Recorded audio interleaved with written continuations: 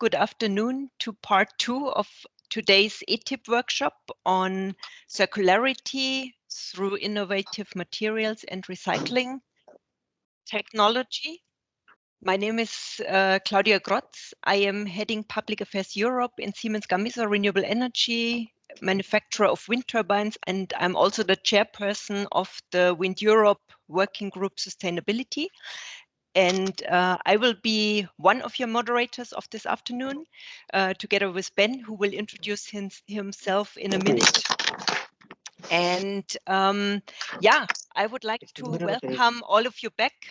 I can see that many of the names that I've seen already joined in the morning are coming back. This is a very good sign. Those of you who have attended already in the morning, you will have heard the discussions we had about the materials used in wind turbines, the risks on the supply chain, on price hedging. I think we had quite an interesting interactive discussion or a collection of opinions with regard to what are the relevant materials in wind turbines and where do we see the risks, what is very relevant here. So that was quite interesting. Yeah, I think it sounds better now. So now in the afternoon session, we will concentrate in the first part on how we deal already today with material coming from decommissioned wind turbines, concrete, copper, but also with blade material, the whole turbine. And we're going to get information on already existing and current projects in research, and we will also get an outlook on the future. And we want to check in the second part on the sustainability of materials, look into the recycling of magnets, something we have started to touch upon in the first part of the workshop, and also look to the development of zero waste blades of the future. And finally, also here, and we look very much forward to that from the European Commission on wind energy research and their on current and future plans. So that would be the introduction from myself. Ben, may I hand over to you for you to introduce yourself and then also tell us a little bit about how the workshop is supposed to run. Yeah, thank you, Claudia. A little introduction of myself. My name is Ben Rocht. I'm the Managing Director of the European Composite Industry Association. Composite is very important for wind turbine blades and nacelles. We really want to be close to this industry and too close to Wind Europe and this project. A little bit of household rules. Please keep muted. As already said, the speakers will talk, and there is an option to ask some questions. Please do that in the chat. There will be after each lecture a short feedback on clarifying questions. But the big discussion questions will move to the end of the 4 presentations, where we have the opportunity to have a sort of a forum discussion where all the 4 speakers are open to your questions and having maybe an interesting discussion.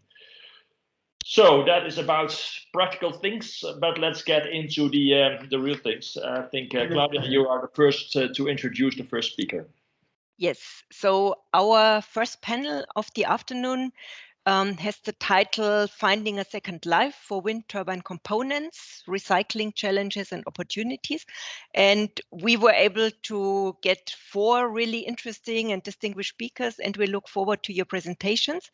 And the first one will be Alan Korsgaard-Poulsen from Vestas. Alan holds a master's degree in chemical engineering and also a PhD in physical chemistry. And he's part of the Vestas Innovation and Concepts Department, and he's also head of Advanced Structures and Sustainability. And Alan's focus is on development of new materials, so highly relevant, of course, for our topics, concepts and components, and also the company's future product portfolio. And sustainability, as he says of himself, is a recurring element of his work. And today, Alan is going to tell us about the Decom Blades project. And yes, Alan, we look very much forward to your presentation. Thanks for the introduction and thanks for the invitation. I'm going to talk about the decom blades, but I'm actually also going to talk about how we see what we need to do in the future in order to be able to be more sustainable in the wind industry. So the decom blades will of course be presented, but it's not the only part, or the only part I'm going to discuss here. Shows you. So the thing is that we investors in the beginning of 2020 introduced a sustainability strategy. Sustainability in everything we do. And here the two key elements is that we want to be a carbon neutral company by 2030 without using carbon offsets. And also we want to reduce our CO2 emissions in the supply chain by 45% per megawatt hour generated by 2030 compared to 2019.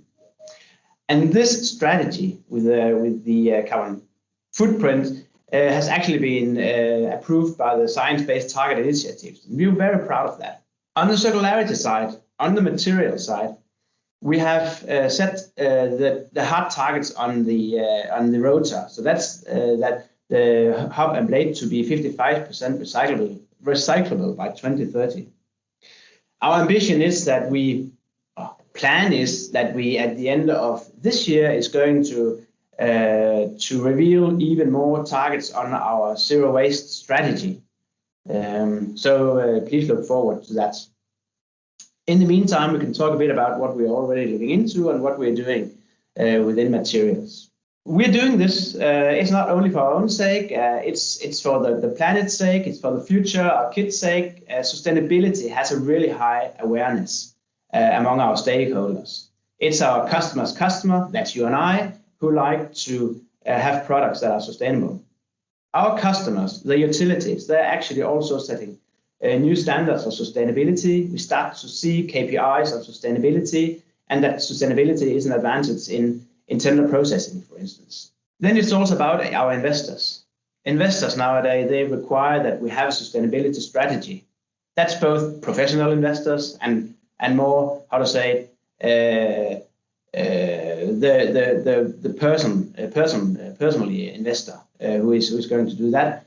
And if you follow the news, you've actually also seen, or the news from investors, you would have seen that our sustainability strategy is actually linked directly to our loan and to some of our loans, and also to the KPIs we have set in our sustainability strategy. And then, of course, it's also access to talents. It's access to good colleagues here in Vestas in the future.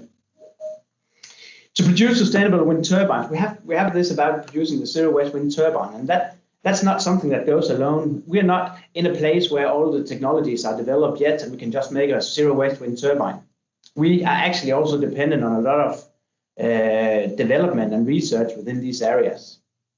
If you take the value chain, you take it from raw materials to resources to suppliers to the thing we are doing here at Vestas, that is development and design, procurement, manufacturing, and also installation, operation and service, decommissioning and dismantling. At the end of the day, all these parts of the supply chain is actually having their own, how to say, challenges with regards to sustainability. One thing is that between each and included in each part of in the value chain, you have transport, which leads out CO2 and also waste for that part, for that matter. And waste will also be a part of all the processes, more so to say.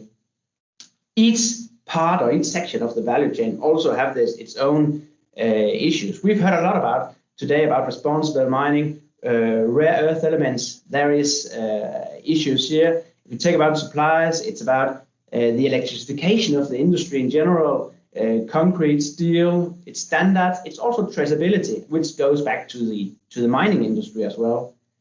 Talk about the design we do, it's design for disassembly, it's standards, and of course also chemical substances.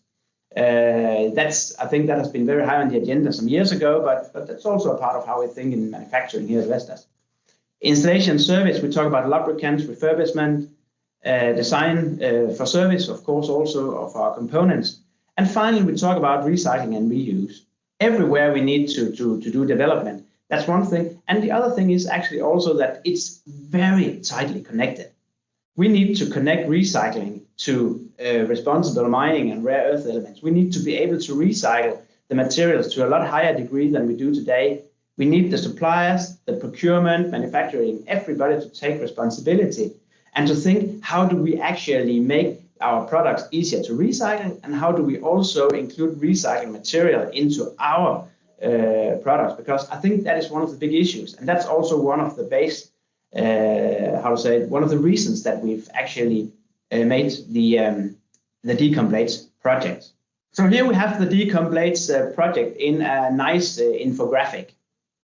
The Decom Blades project has focus on decommissioning of wind turbine with a specific focus on the wind turbine blades.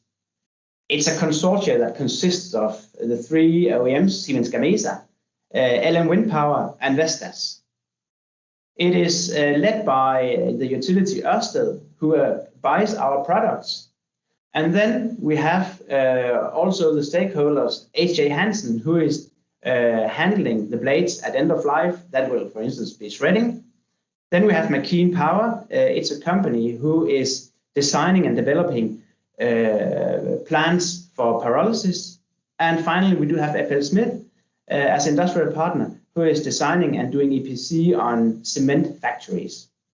So then we also have the knowledge partner, that is the Danish Energy Cluster Denmark. We have the University of Southern Denmark and the Technical University. And all this is supported by the Danish Innovation Fund partially. So the thing here is that we are looking into the issue or the challenge we have with blades right now. How do we move away from landfill and get more value out of the composites at end of life? We are not looking into a future with new technologies. We are very much having focus within the next, I don't know, let's say 0 to 10 years on how to handle blades and get as much value out of it as possible. The big idea here is also to nurse the material and value streams around recycling of blades, because that's one thing that will assist recycling. That is that there is actually a demand. And one of the biggest issues we have today, that is, there is not really any demand for the recycled fibers. If you take some of the technologies, then the resin is burnt to or used to release the fibers. You are using the resin in some technologies for fuel, and you use the silica as substitute for sand, and that's, I think, it is still some of the best. It is the best available technology today where we can get most value out of the fibers. And of course, it needs to move in the future. But right now, that is what we can do, and we need in this project to take a look into these technologies and get the best out of it. Try to see if we can get a demand for the products from the technologies, and then also improve the recycling methods, so that we actually can make a product with a higher, I would say, quality, with less energy intensive, and hopefully again create a demand and nurse the material and value streams here. I think this project also shows that it is an industrial issue. That is one of the reasons one of the topics that can bring 3 normally heavy competing OEMs together. And I actually think it's good to see that we're working on this big challenge together. And I actually also we actually have a really open-minded and honest collaboration in this project, and that's really great. So one of the big issues here, that is within the material. This is a graph that I have made here at Vestas, and it actually shows to the left. It shows what is the energy that is used to generate carbon fiber. Here it's between 186 megajoule per kilo, and it's up to 286 megajoule per kilo. That is like the energy distribution. We've gone through loads of papers trying to figure out what is the actual energy consumption. So that's why you have this distribution on each bar. Also, glass fiber production, you'll see it takes between 13 to 32 megajoule per kilo to produce a kilo of glass fiber. And then if we have a look at the technologies for recycling glass fiber, then you'll actually see that we need more energy to recycle the fibers. And energy equals money, that equals cost. So that's also one of the big issues, that that we need to solve. How do we bring down the energy in order to make recycling of fibers more attractive? And I'm especially thinking on glass fiber here, because it is clear here, if when energy and equals a cost, that it is more expensive to buy some degraded fibers that has been recycled than it is to buy virgin raw materials. And that is one of the biggest issues, I think.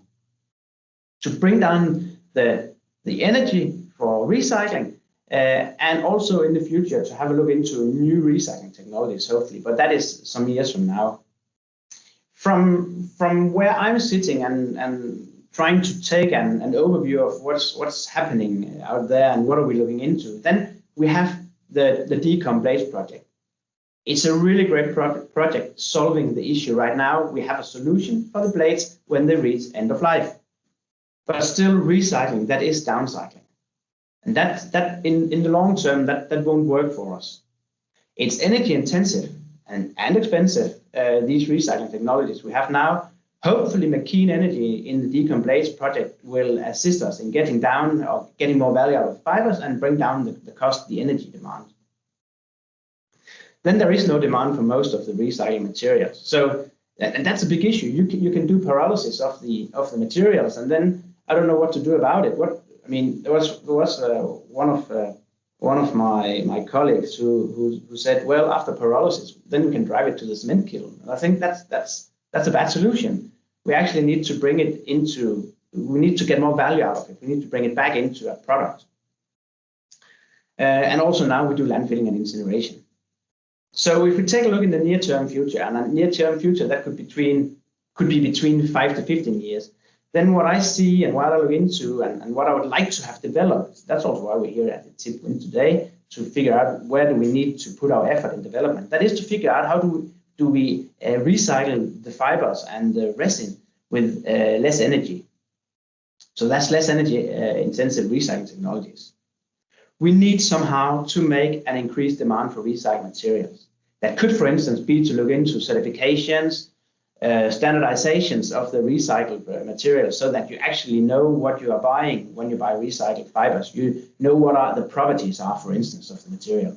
Then what I'm also thinking will happen is that some companies that will require recycled material as a part of new materials. That could, I know that we use a lot of steel that's recycled, and there is actually a demand for recycled steel. But if we take a look into the carbon-based economy, then there is a less demand for these recycled materials. And I think that is something that could also kickstart the full value chain around recycling. That is that big companies start to say, well, if we are going to acquire or purchase that material, then we need to have a certain amount of that material that stems from recycled material.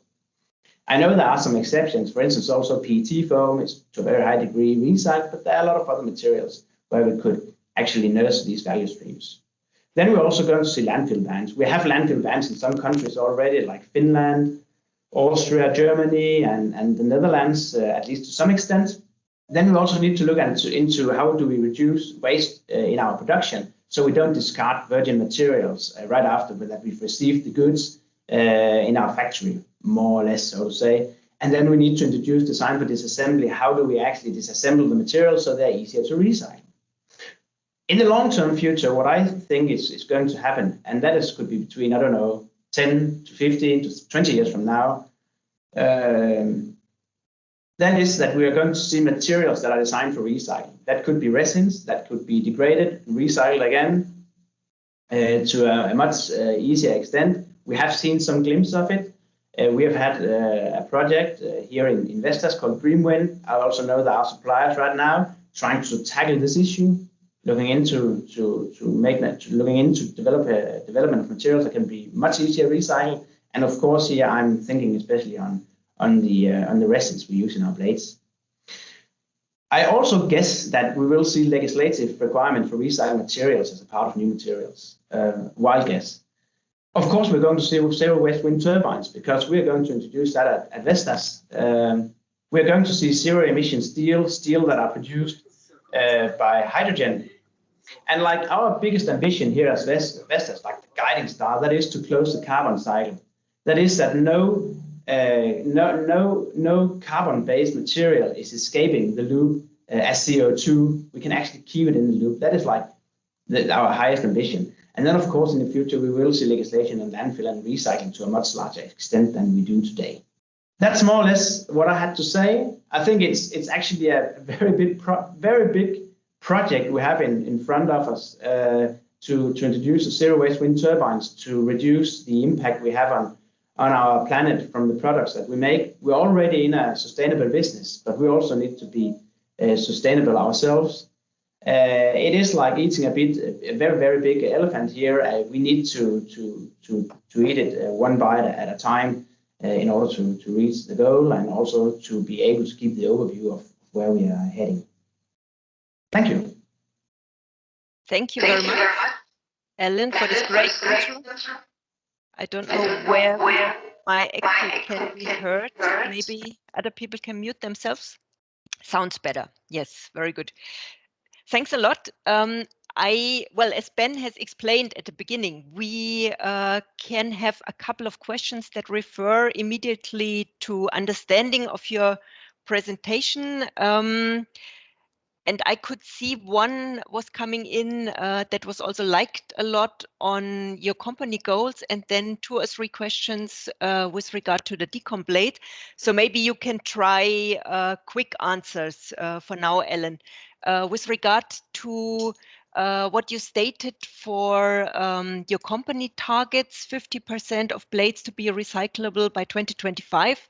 But who shall do this? And who has the responsibility to see it will be done? If you want to comment on this one first. Yes, I can. I think it's actually important to say that it is a rotor. So it is both the hub and the blades. And that, of course, leaves room for blade recycling to increase that. But the thing is that the blades are not our properties. But what we've actually made is a document describing to our customers how do they handle the blades at end of life. And the fact is also a lot of customers, they go to us and ask how to handle the blades. And there is companies in Europe and also in the US and in India who handle blades at end of life and do pyrolysis and do cement kiln operations, cement kiln co-processing of blades. It's a very immature market. We see a very broad distribution in the price tags for it. But it is possible, and we divert the blades in the responsible direction with the existing infrastructure and away from landfilling to the highest degree that we're able to do it. Mm-hmm. Okay. Thank you. Then there was one quick question on landfill. I think you had with regard to the energy requirements of the different technologies. Landfill had 0 energy, and there was a question: how can that be? Transport is not included in the process. It's only the processes itself, because transport is always an issue simply because it can vary to a very high degree. Mm-hmm. Okay, thank you. And then I think this is well, a comment and a question as the last one for now. Looking at the limited view of end markets for the recycled fibers, and this is what you also mentioned, Ellen, as a challenge, it would make more sense to investigate more reuse and repurpose solutions. We'd still need recycling for all the offcuts, but less. How are reuse and repurposing considered alongside recycling solutions in these projects? It is actually in the decom blade, yeah. Yeah, I think as a matter of fact, actually the fibers that we have from our factories, they are reused to a very high degree in the automotive industry. So that's not the issue. So we have the end of life composites left. And here is actually a part of the work we do at H.J. Hansen together with universities to figure out how can we use the combination of fiber and resin at end of life. What is the second life of this part? There are companies today that are able to add thermoplastics to it, press it into new shapes. We see it used for 3D prints.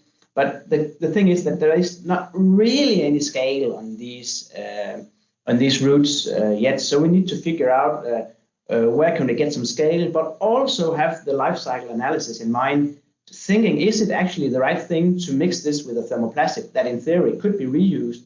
Perhaps it isn't. Perhaps we need to find a better way to recycle the fibers. But that's some of the questions that are tasks of the Decomplete project to look into this. How long is the Decomplete project going to run? Maybe you can mention this again. Yeah. I didn't mention. I forgot. It's 3 years project. I'm sorry for that. And it's just started. Yeah. Thank you very much. I think if you want to, Ellen, there might be 1 or 2 questions left that we now have not answered. You might want to answer in the chat, and otherwise we can maybe come back to them at the end. And I would now hand over to Ben to introduce our second speaker. Yeah. Thanks, Claudia. Thanks, Alan. Very interesting. Focused on a specific material, composite in this case, and we switch over now to another material used in wind turbines. And I see Johan Anderson already there. Behind his head, you see already the topic. I see there a CU in the cloud. It's about copper. It's about metals. John is the strategic and business intelligence manager of Boliden Smelters. And from education, you're educated as a business administration person, so from the business side. John was a trade commissioner as well in Sweden for Sweden and Chile before he joined Boliden. Say a bit about Boliden himself. It's a high-tech metal company with its own mines and smelters. And you're very leading in the electronics recycling, and I think that copper is one of the important materials coming back from this industry. John, I give you the floor. You can upload your presentation, and good luck. Thank you very much, Ben. I hope you can hear me. Yes, we do. That's a good start. And we see you even, so that it works. And now I hope you can see my presentation as well. Yes, we do. Perfect. Thank you very much, Ben, and thank you the organizers for including Boliden and myself. My name is Johan Andersson. I'm Strategy and Business Intelligence Manager at Boliden Smelters, and we are also a part of the European Copper Alliance. And the title of my presentation is Metals for a Sustainable Future. First of all, I just want to give a short description of what we do at Boliden. So we are a mining and metals company. We have our head office in Stockholm, where I'm located. We have 5 mines and we have 5 smelters. And out of these 10 assets, all of them except for 1 is located in the Nordic countries. We also have 1 mine on Ireland. Otherwise, we have our mines in Sweden and Finland, and we have our smelters in Norway, Sweden, and Finland, as you can see on this map here. And if we look at the business model of Boliden, you can say that we are part from the start till the end almost. We are engaged in the exploration of minerals, the mining, the smelting, the refining. We put our metals to the market, and we're also an important player when it comes to recycling. And this is, of course, how we are a part of the circular economy. And the main metals that we produce, it's copper, it's zinc, it's nickel, and it's lead.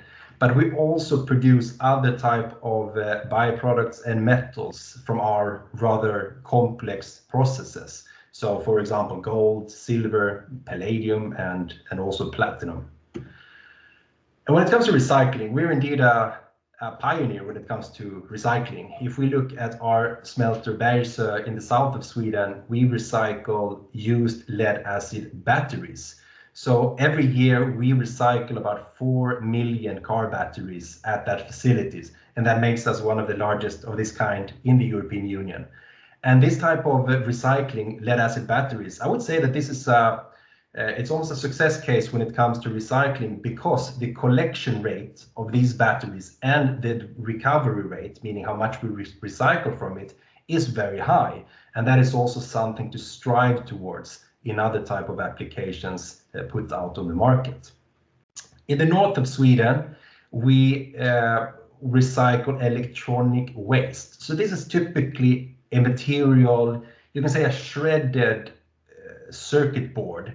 So it's a rather complex material. It contains plastic, it contains copper, gold, silver, other valuable metals, but also some impurities So it's a complex process as well, and we are one of the leading recyclers of this type of materials globally.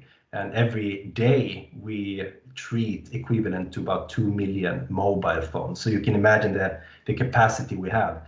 I mean, this type of material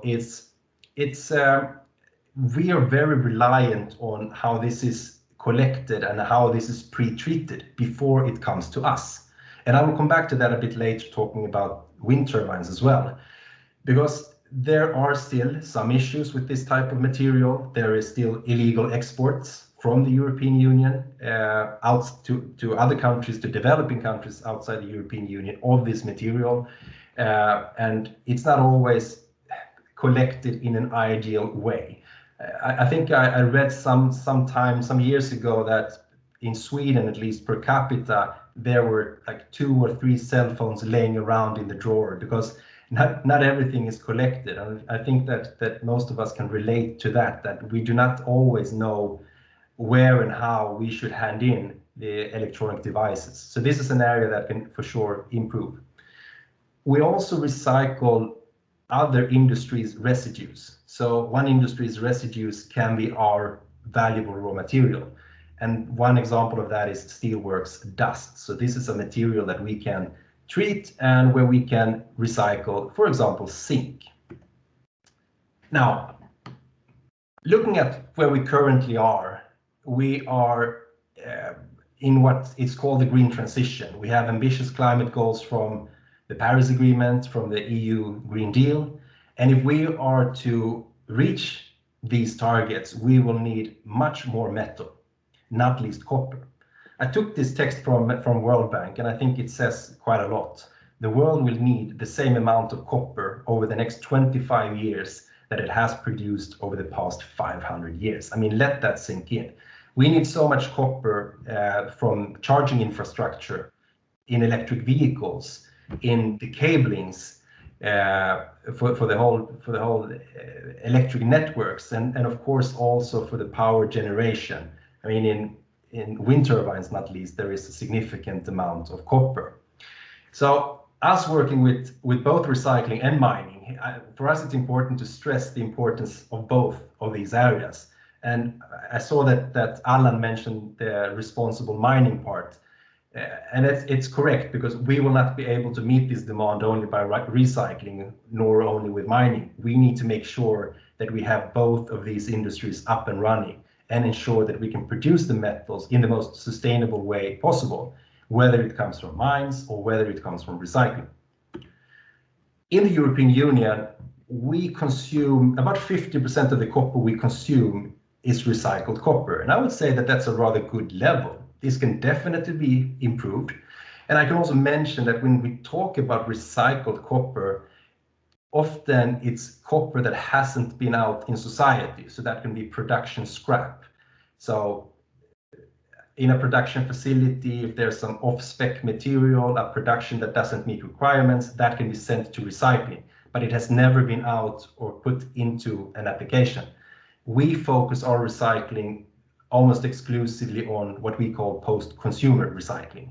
So copper that has been out in an application, if it's a cell phone or a computer or a building or whatever it might be. And I think that part is really what we need to improve, make sure that we can collect the scrap material and send that to recycling. The positive aspects or the benefits with recycling of copper is that, first of all, you can really recycle copper over and over again without really losing any performance. And that's that's also a driver and a incentive for a continuous recycling of copper. And also when we compare, if we look at the carbon footprint, typically recycling has a lower carbon footprint than mining. So I mean, the more we recycle, the lower the carbon footprint will be. So that's also another incentive of focusing on recycling. And to connect this to the wind technology, I tried to find some numbers. I'm sure that we have more experts out in the audience that can give me more accurate numbers. But I think around 3 to 4 tons of copper per megawatt distributed in the generator, cabling, transformers.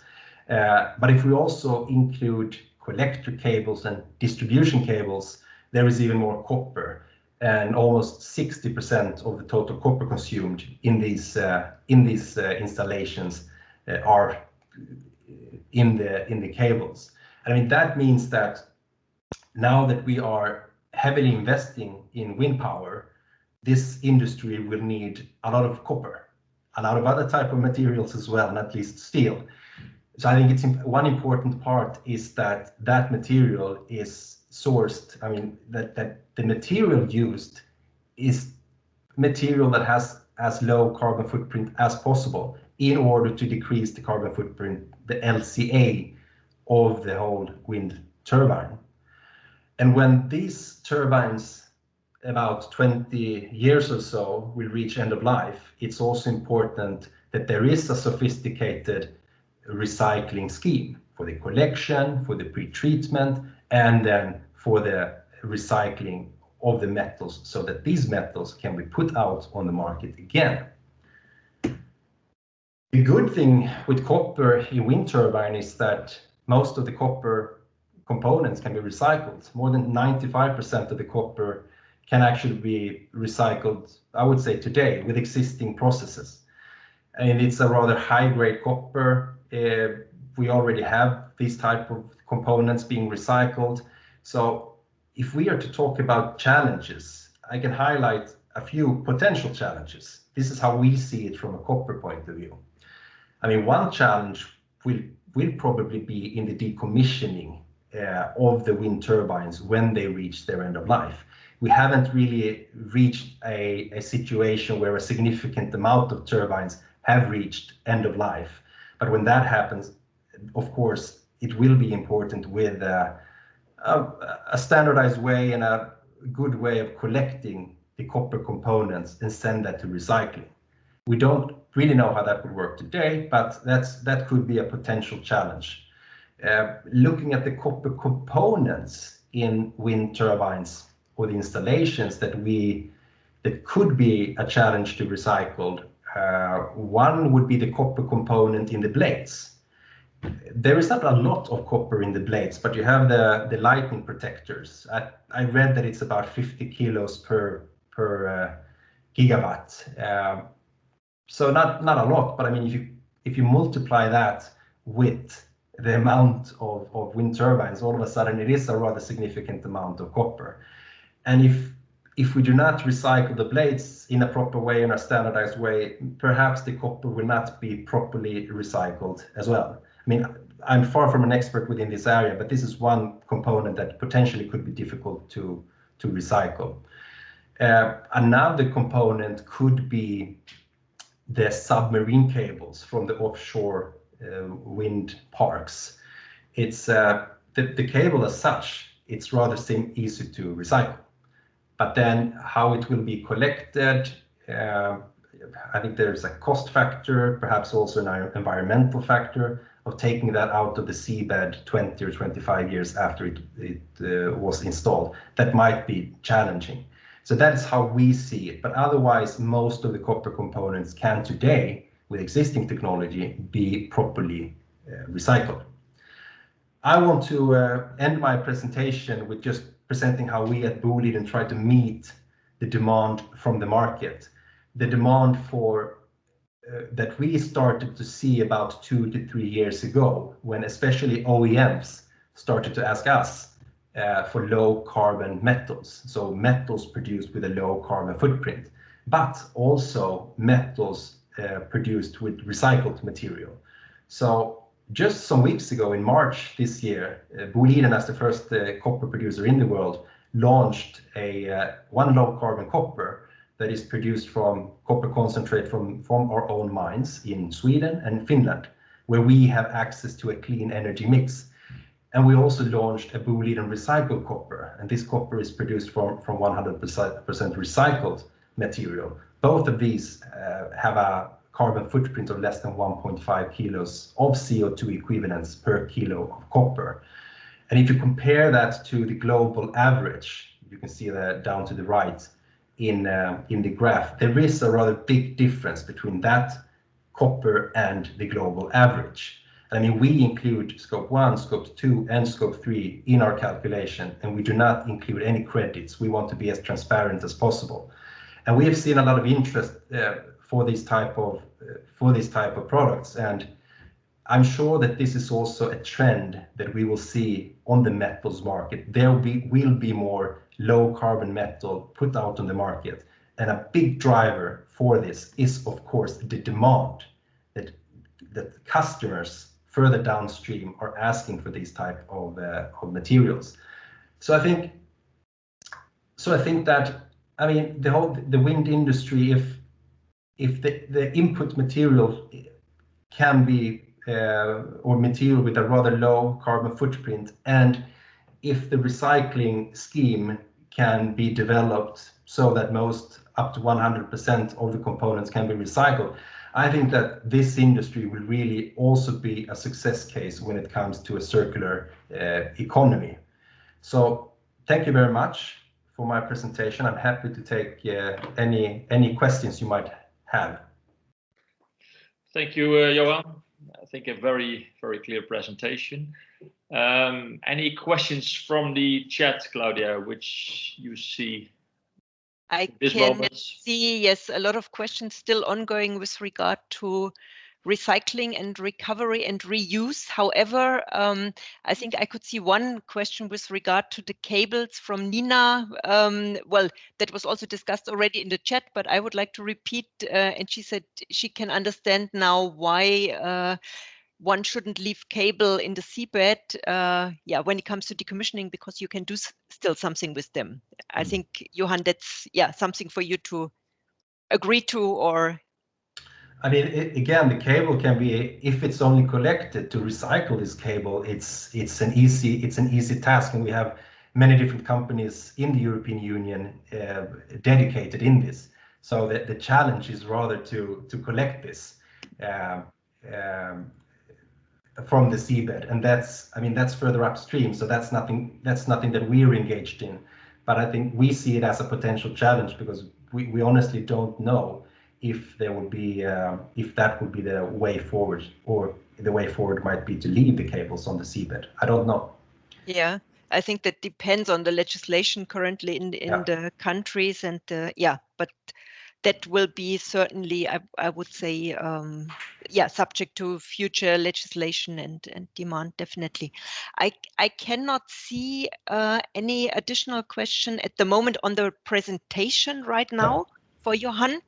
So in that case, yeah, questions now incoming. Maybe, Johan, if you want to, you can also look in the chat and answer. I will do so. And I would like to move forward to our next speaker and introduce Eric Weinberg. He's Manager Advocacy and also Health of Geocycle and Lafarge Holcim. And Eric has a master in biochemistry, and he also has a second one in health and safety. And he has been working many years, Eric, in hazardous waste collection and also in recovery. So you're a real long-year expert there. And you have been working since 1991 in Lafarge Holcim in various functions, and again on hazardous waste and also in the cement industry.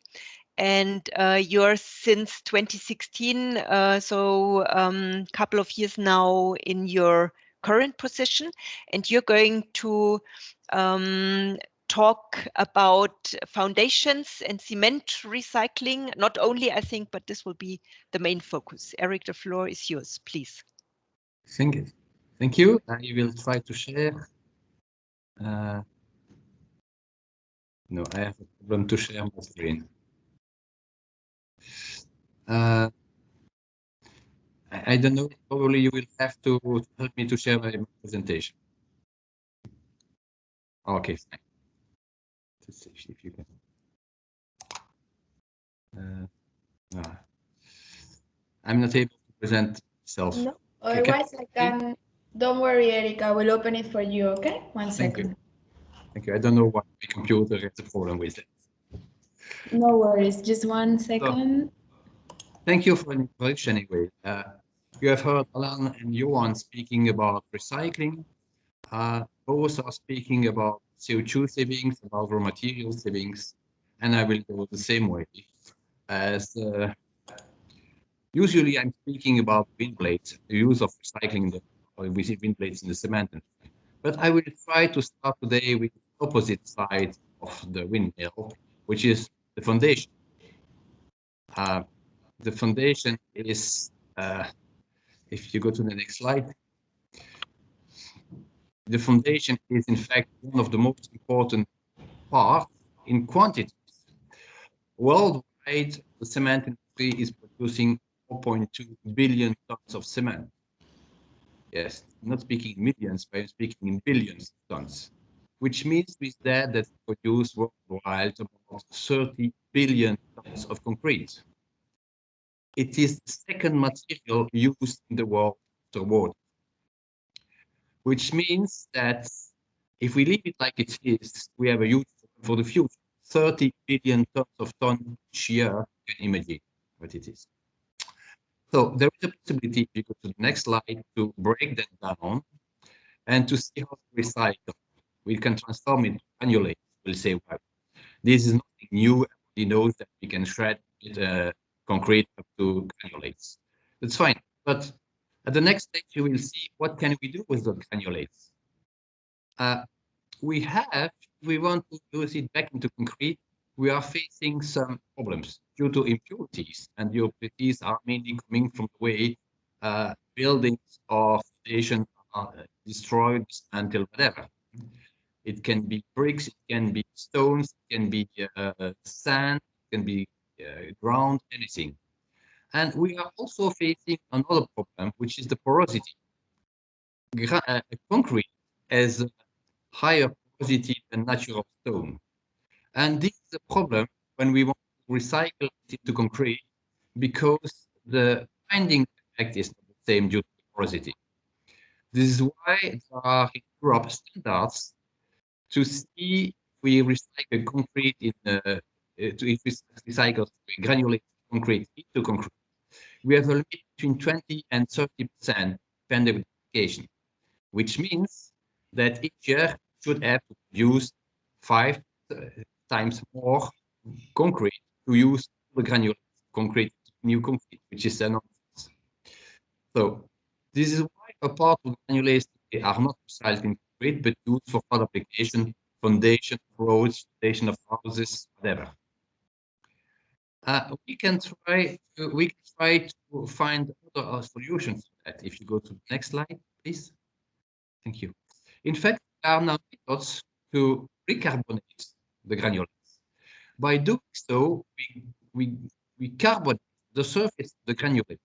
We reduce the porosity at the surface, and in such a way, granulates get similar properties and natural stone, which allows. Eric, can Yes? I just ask you? Your voice is a little bit coming in waves to us. Either it's the microphone that you should get closer to it, and if it's the connection, then we cannot do anything. But maybe if you can move closer to the mic, that might help. Sorry for the interruption. I will try. Let's try. Super. Okay, sorry for. So there are now techniques to recarbonate the granulates by adding CO2. It's a way which is helping to reduce the porosity, and so we can increase the granulate contents in new concrete. With another advantage is that we are capturing CO2 that has been produced by the industry when producing the cement. You see, this is a completely different evolution than just simply using some granulates in the production of concrete. And you will see in the other steps that we are also always considering CO2 when we are speaking about recycling. If you go to the next slide. Well, when you are making a new concrete, you also have to add water. And unfortunately, we still have a lot of countries, people using drinkable water for that. And in fact, recycled water is enough. most plants now we are using recycled water in place of fresh water. Sand can also be substituted by the fine fraction of crushing of concrete, which is also helping to save the sand consumption, which is sand is today the most depleted substance on Earth. Imagine that we need sand to produce 30 billion tons of concrete each year. And the sand from Sahara doesn't have the right properties to be used. And we can also reduce the impact on production of concrete by using low CO2 cement. If you go to the next slide, we can also have an application is that when we are making concrete, we are also able to recarbonate the concrete at the stage when it's done on site. I'm not speaking about foundation, whatever, but if you are making applications like what you see there, clinkers, whatever, so it is possible to recarbonate also at that stage the concrete, and there we can absorb up to 300 kilo of CO2 per ton of cement, which is used. Again, we will produce the same material, but with much more CO2 capture. Then you go to the next slide, please. And usually a Portland cement, which is a standard cement, is a mixture of 95% clinker and 5% gypsum. And the clinker production is energy intensive.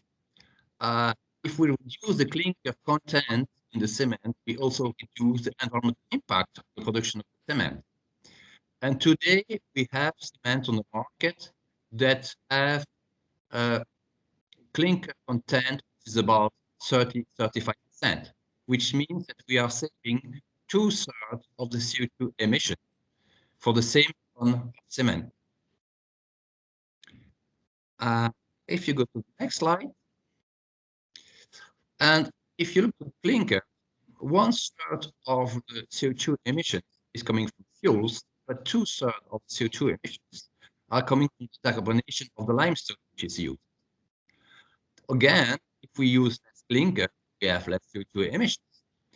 If we find now a way to use decarbonated material instead of limestone, we will also save the CO2 emissions from the decarbonation, and we will also save energy, which is used for the decarbonation. And we are also using fuels with a lower CO2 emission factor. If you go to the next slide. And this is where we're coming with alternative fuels and alternative raw materials. 1 ton of wheel blades will reduce by about 110 kilo CO2 emissions of a plant. And at the same time, it will save about 460 kilo of raw material. And no residue is left over, which is a difference with classical incineration landfilling. If you are landfilling, we had a question just before, well, you lose material and you lose the energy you put in the ground. If you go to the classical incineration, then you increase the CO2 emission, because if you look per kilowatt hour which is produced to the grid, the CO2 of incineration is higher than, I would say, a coal-fired power plant. So wind blades and other materials we use, like you see there, which are materials that are not recyclable, or for which a life cycle assessment shows that it makes a nonsense to recycle it in other way, are helping us to reduce our material consumption and our CO2 emissions. Sorry, Eric. I think we are having some problems with maybe your connection or something, and I realized that I have you like if you are connected into different devices, one with your camera on and one with your camera off. So my camera is now off. I hope it will work better. Now it's off or is on? I shut my camera off, so. Okay. Because for me, I can see you. I don't know why. I'm sorry. Then sorry. You're twice logged in. That's the problem, I guess. Maybe you are using 2 different, I don't know, accounts or. Well, I know I'm living in a place where we don't have the best connection, unfortunately. But it's not too bad at the moment. So please go on like this. Okay, no problem. Go. So important is that you have seen that we are doing a lot to see how we can improve the recycling of concrete. By all the different stages, we are also looking to have climate improvement by incorporating CO2 in the material, looking how to save raw material and I would say fossil fuel by using waste. And if you go to the next slide, I think that will be the conclusion. Yeah. The cement industry globally is looking to have more than 90% of the thermal energy that will come from non-recyclable waste stream. And we are looking now also to reduce the CO2 emissions from the raw materials, for example, by using bricks instead of clay, because bricks is still decarbonated clay. Which means we can also introduce the fine fraction from the crushing of concrete into the kiln, because it's also a part which is still decarbonated. And today, as there is too much fine fraction from the concrete crushing, a part of it is just landfilled. And in that case, we lose the potential effect of the carbonated material. The potential is lost. If you go to the, I think, the last slide. Yes. Well, you see, the concrete and wind blades, they can be fully recycled, and it's combined recycling loop, because it's impossible to recycle sand as it is used in concrete. It can help reduce the CO2 emissions during the production process. Can also help reduce the climate impact. And I think for wind blades, mills produce is an important topic as well. Unfortunately, today, the development of CO2 capture into the granulates or into the concrete is not yet completely developed at the big scale. We hope that the CO2 price will support this. And recycling can still be improved. I said today we still have a lot of material which is landfill, which is non-used in an optimal way. But for this, we will need support to avoid landfilling of usable material. This is the most important thing. Thank you for your attention, and sorry for the bad connection. Thank you very much, Eric. I hope all of you can hear me well. Yeah, it seems there was a bit of a trouble with the connection. However, your slides had a good summary, so I hope most of the people could read what you put it in, and you could also be understood.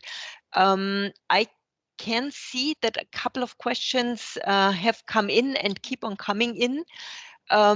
There was a first question with regard to your presentation on the amount of material that will be used for in a cement kiln, 500 to 1,000 tons per day. Can that be covered by wind blades? Maybe you can say something on the sources for such a operation. Well, if you want stable quality, you need a stable input in the kiln, which means that you need a continuous quality with the same silica content, same energy content.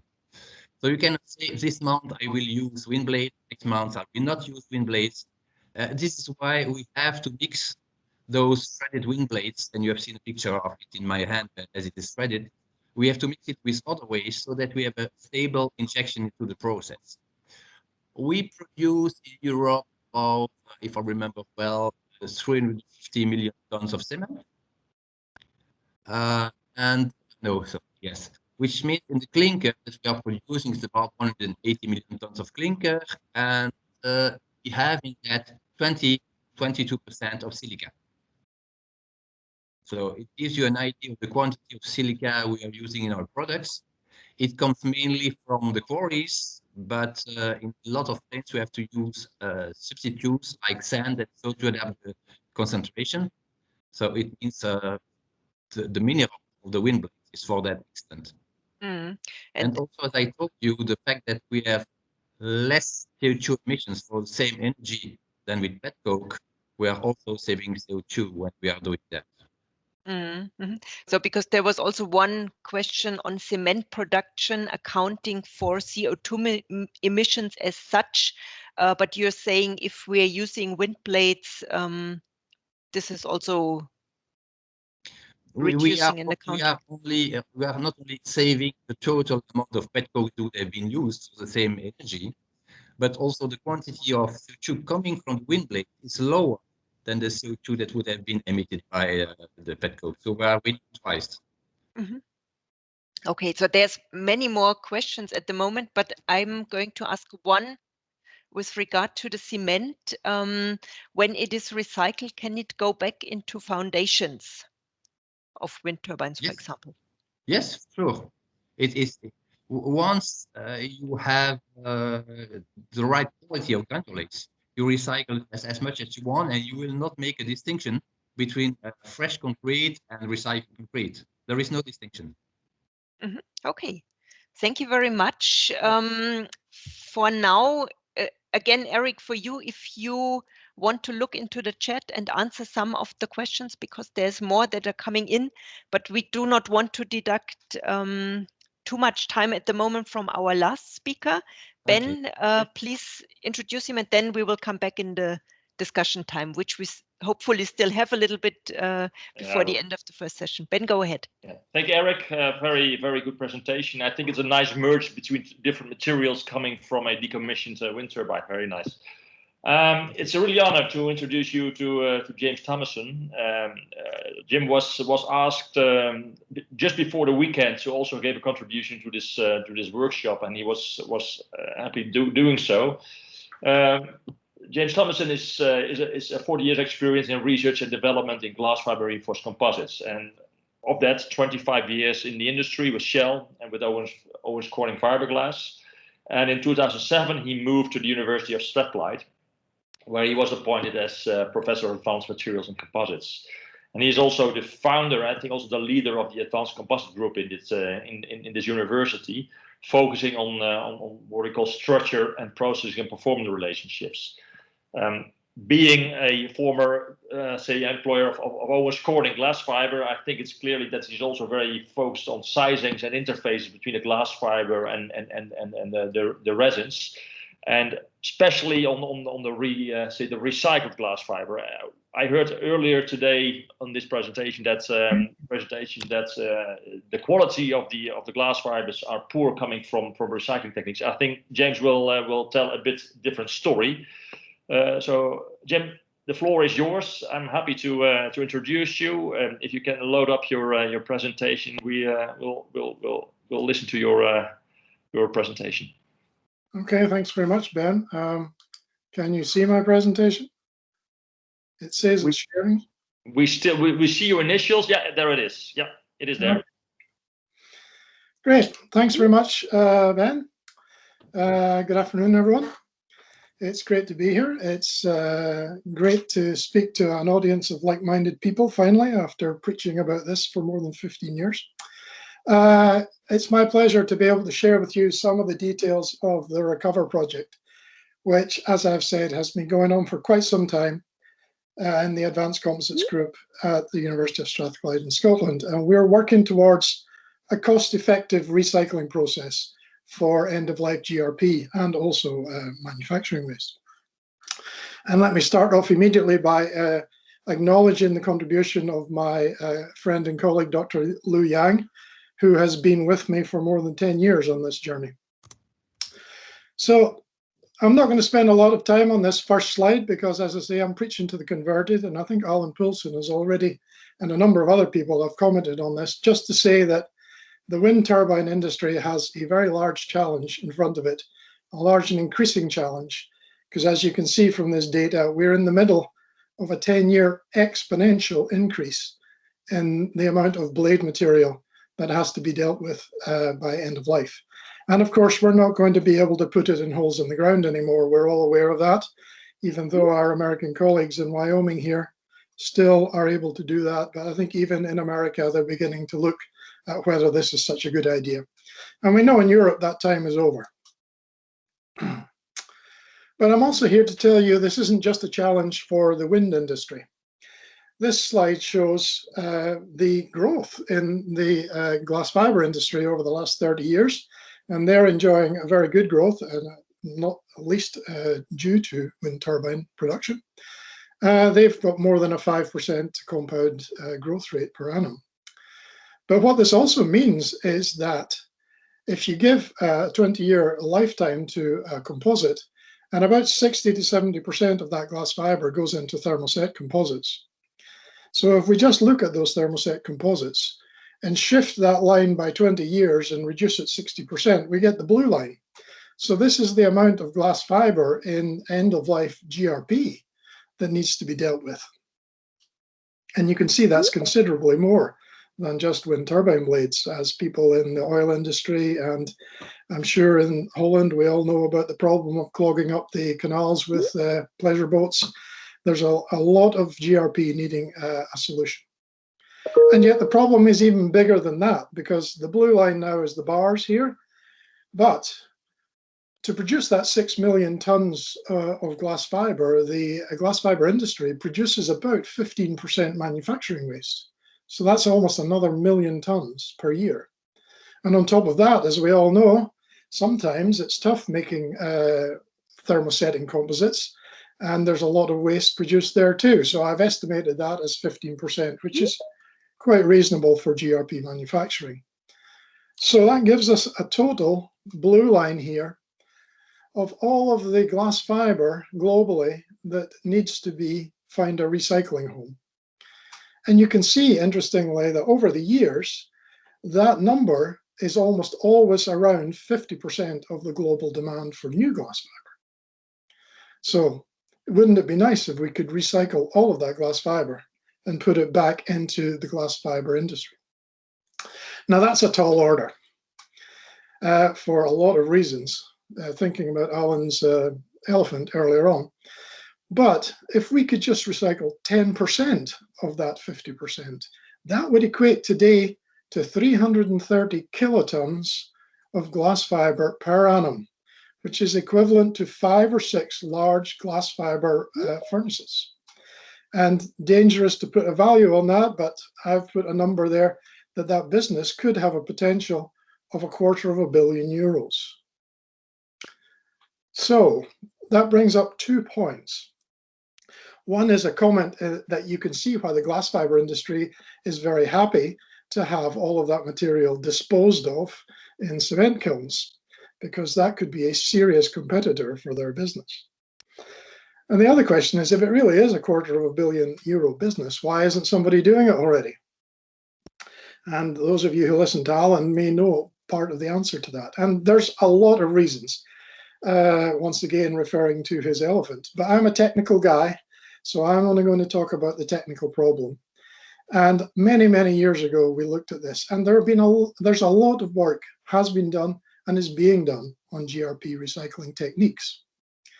But when you look across what comes out of those techniques, what you find is that the glass fibers that come out of all these techniques and processes have very low performance.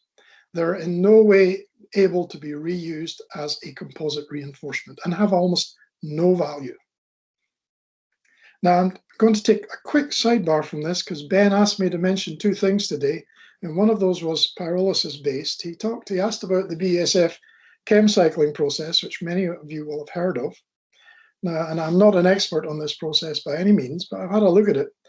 That's a pyrolysis process for processing mixed plastic waste into pyrolysis oil, which can be used as a feedstock for new plastic production, which of course is very interesting for BASF. But I had a look at the process and their frequently asked questions, and I've highlighted a couple of things here that are of interest to today's topic. Now, one is that chemical recycling is, they say, less appropriate for waste streams that do not contain enough hydrocarbons, so high glass content, and inorganic materials such as glass fibers would have to be removed. And when you think about the material coming from turbine blades, that's more than half of probably the weight of the material. And also, as an aside, having a look at pyrolysis, although BASF haven't talked about this, they probably have to operate at above 500 centigrade.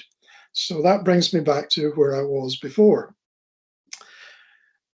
Why do the glass fibers have such low properties? Well, anything that's going to be cost effective in recycling this amount of material is going to be raising the temperature of that material. That is without doubt. And what you see, and is what is actually not a new discovery, it's been known for a long time, although not by everybody, is that when you heat glass fiber, this is specific to e-glass, over about 300 to 350 centigrade for any length of time, then it loses all of its strength.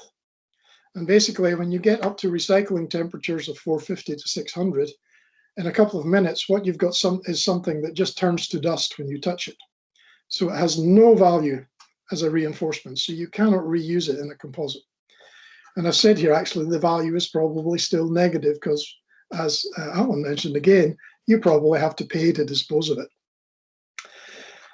And as I say, you know, a lot of people have noticed this, including me. This goes back to when I was with Owens Corning more than 20 years ago, when I first started to worry about this problem. But it wasn't until I moved to the University of Strathclyde that I really started to work on it, and the Recover Vision was born. So of that 6 million tons of glass fiber that's sold every year, 30 to 40% of it is chopped at source during manufacture and goes mainly into thermoplastic composites. And those are intrinsically recyclable. So we're not going to worry about those, although there are some technical problems there too. What we're worried about is the 60 to 70% of that material that goes into thermoset composites, mainly as continuous fiber, as in blade production. And we already been through the discussion. Used to be end of life, would be landfill. That's not going to happen anymore. And anyway, it's also very difficult to see with any recycling process how you would get a processable continuous fiber out. But why not then take that discontinuous fiber, upgrade it to reinforcement grade again, and drop it into the existing chopped fiber applications, of which there are thousands. This is a problem for carbon fiber recycling because there's no application for discontinuous carbon fiber. The world is focused on continuous carbon fiber epoxy prepreg.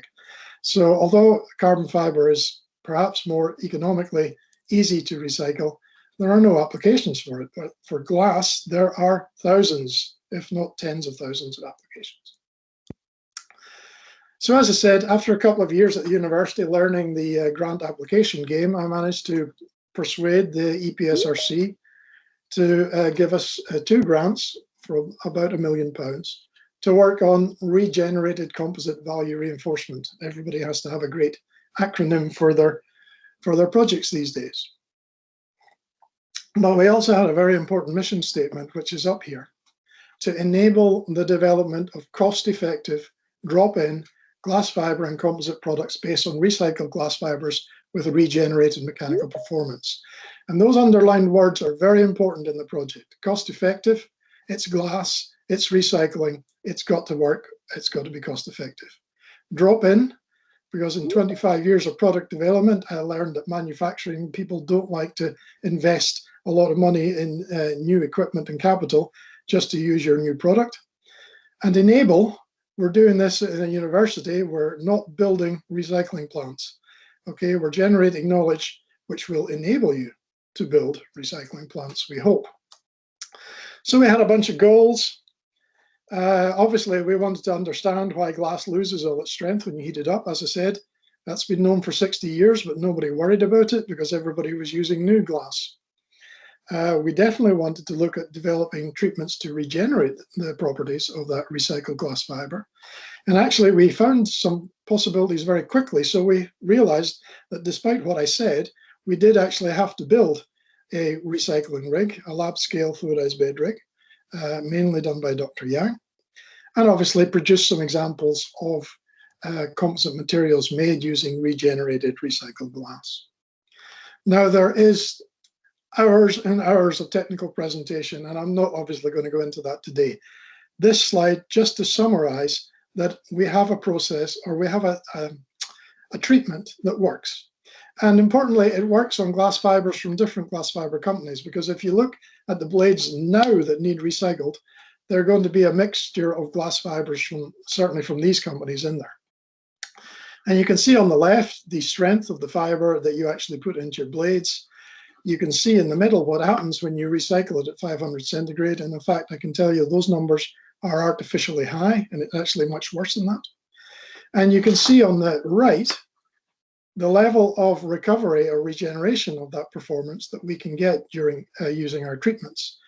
So we get above 1.5 gigapascal strength, and I can tell you that that is plenty good enough to use as a composite reinforcement, as you'll see.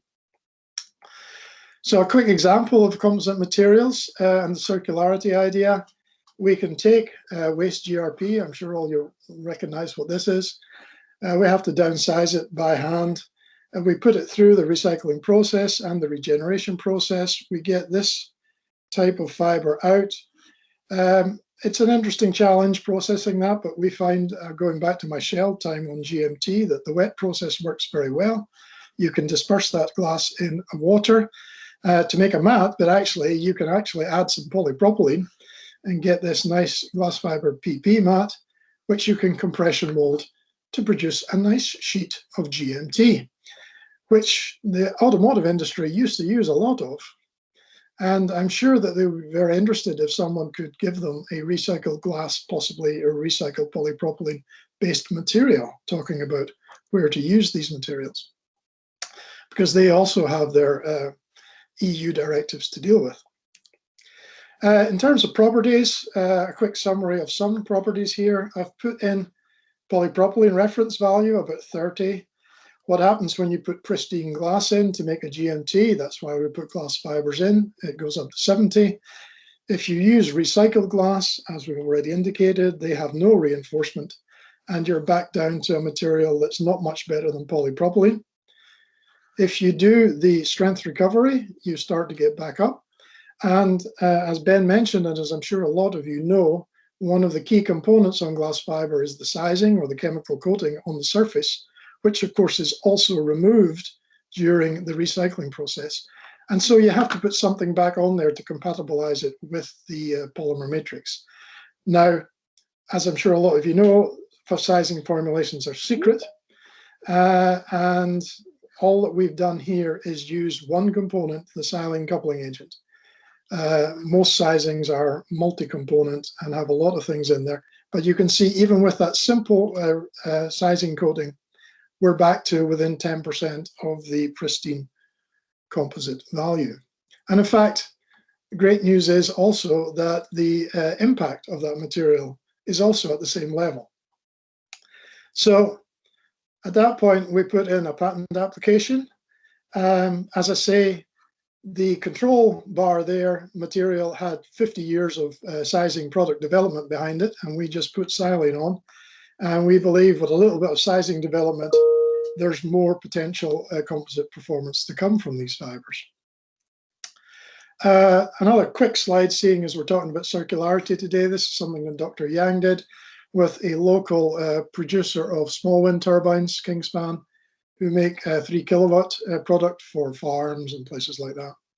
And basically you can see here, I'm aware of time, that he's managed to regenerate some fibers, make a mat, impregnate resin, and make a prototype blade, which appears to perform in some ways at least as well, if not better, than the commercial blade that we got from Kingspan. So that's a nice example of almost circularity, although I don't think we'll be trying this with an 80-meter blade anytime soon. So that brings me to some conclusions, although I should say not my last slide. Hopefully this audience, I'm sure, will all agree that the composites community, I would say almost desperately or urgently, needs an environmentally and economically acceptable solution to deal with glass fiber and GRP manufacturing waste and end-of-life materials. As I've said, I'm 99.9% sure that any process that gets developed commercially will require high temperatures. And unfortunately, glass fibers lose all their strength when heated to those high temperatures. And those fibers also are no use as to reuse as a fiber reinforcement. But the Advanced Composite Group possibly has the solution for that. We've certainly developed some treatments, as I've showed you, to recover the strength and value And that's very important for the big picture of the recycling of these materials, is to get the economics right. And if you've got 60 to 70% of the material you're recycling that you still have to throw away, it's going to be a very tough financial picture. If you can get that material to be worth something, 50 to 75% of the price of pristine glass, that changes the economics dramatically. So we continue to work on this, even though that particular grant has run out, and we're doing a lot of things still. I've highlighted a few of the things that we've worked on or are working on here. There are a number more.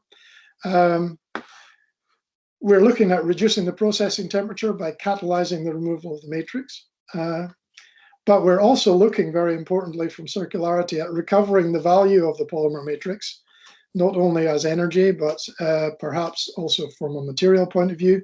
And Dr. Yang is developing something he's calling dynamic hybrid pyrolysis. Possibly also very interesting, and we have some leads on a better and perhaps cheaper treatment option. And LCA and economic analysis is also in the picture.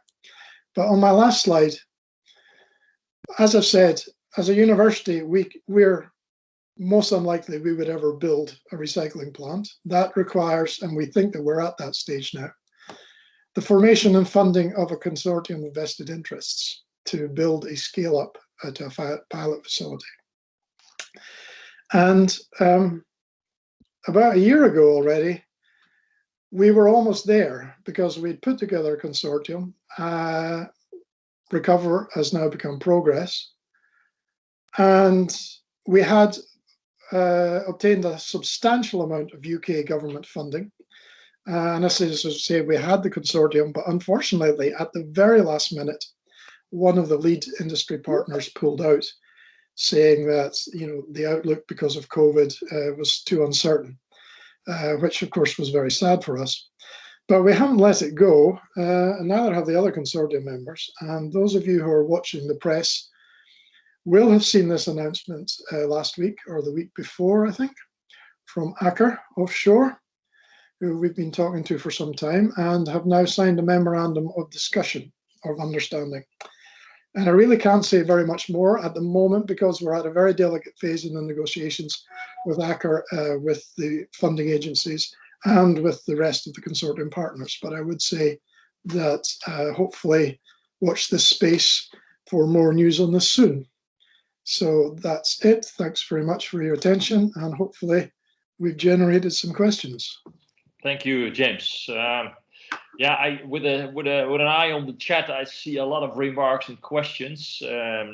Claudia, did you see any question which you would like to highlight? There is actually a lot of comments, I would say, and what I can see is that there is different research ongoing and done on to what extent fibers can be used at what quality. So my impression is that it would be good to even connect more of you together, basically, on the opinions and the findings. And also looking at the time, we have only 5 minutes, unfortunately. Ben, I'm wondering if we ask one last question to our panelists. Yeah. And then, yes, really. Yes, let's do so. I think the presentation by itself is very informative. I think we also could cover some questions during the immediately after the presentation round. Yeah, we have 5 minutes left, and yeah, I think all the speakers are still there. Which one shall we choose, Claudia? Because we prepared some questions, of course. Yeah, but what I would like to know, and if all of you could maybe answer quickly, because we have seen that there is a lot of research consortia ongoing, also under the impression of the energy transition and the European Green Deal. How do you see the recycling landscape in the EU to develop alongside with the green transition? For example, I can see Ellen in the decom blades, you're working together with competitors, why is that of an advantage? And research ongoing, how much are you all looking at exchange with other industries, for example, not only the wind industry, and research working together with industry? So maybe if you can make one comment, what is necessary to develop more quickly, as we also heard from James, over the next couple of years, maybe than we have seen in the last 20 years. Ellen, do you want to start? I can start. I think what we need to do to a large extent is to eat our own medicine and dare to use recycled materials in our own products. Yes, that's it. Thank you. Johan, from your point of view, how do you see the research landscape development, also your industrial development? I mean, I think we will see a quite exciting. We have a quite exciting time ahead of us when it comes to recycling. This and from our point of view, we need collaboration with other type of industries. We need to understand how the new type of components are structured, so that we know if and how we can recycle them, for example. And I think that legislations as well from the EU, that will come. I think I heard from someone in the EU Commission, and I quote him saying that there's a tsunami of legislations coming. So I think that will also push the recycling landscape in the EU the coming years. Speed up.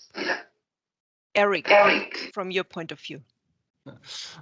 I want to thank all the participants for the positive comments we have received. As you have seen in the presentation, today we are thinking circular in a completely different way as it was 2 or 3 years ago, and it will continue to evolve like that. Nobody was thinking that the glass, the carbon fiber, will finish in the foundation of the next windmill. And it's important as well to understand that we are not separating the recycling and the CO2 and the energy.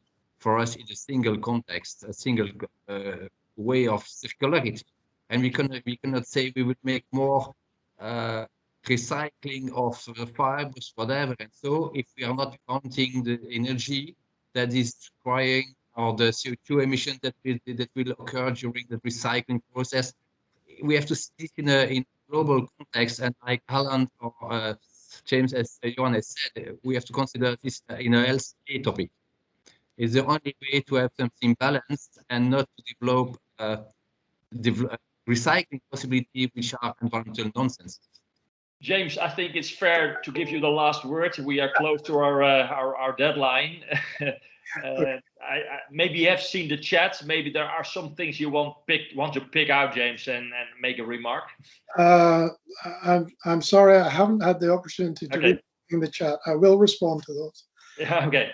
Maybe I have one question, and maybe a bit offside of your question, Claudia. What is the TRL level of your technology? I think that is a question I saw, and to be honest, also my question. Yeah, I think, as you know, if you know TRL, we're at the edge of the valley of death. You know, we've done a lot of fundamental research. As I said, it started as a fundamental research program.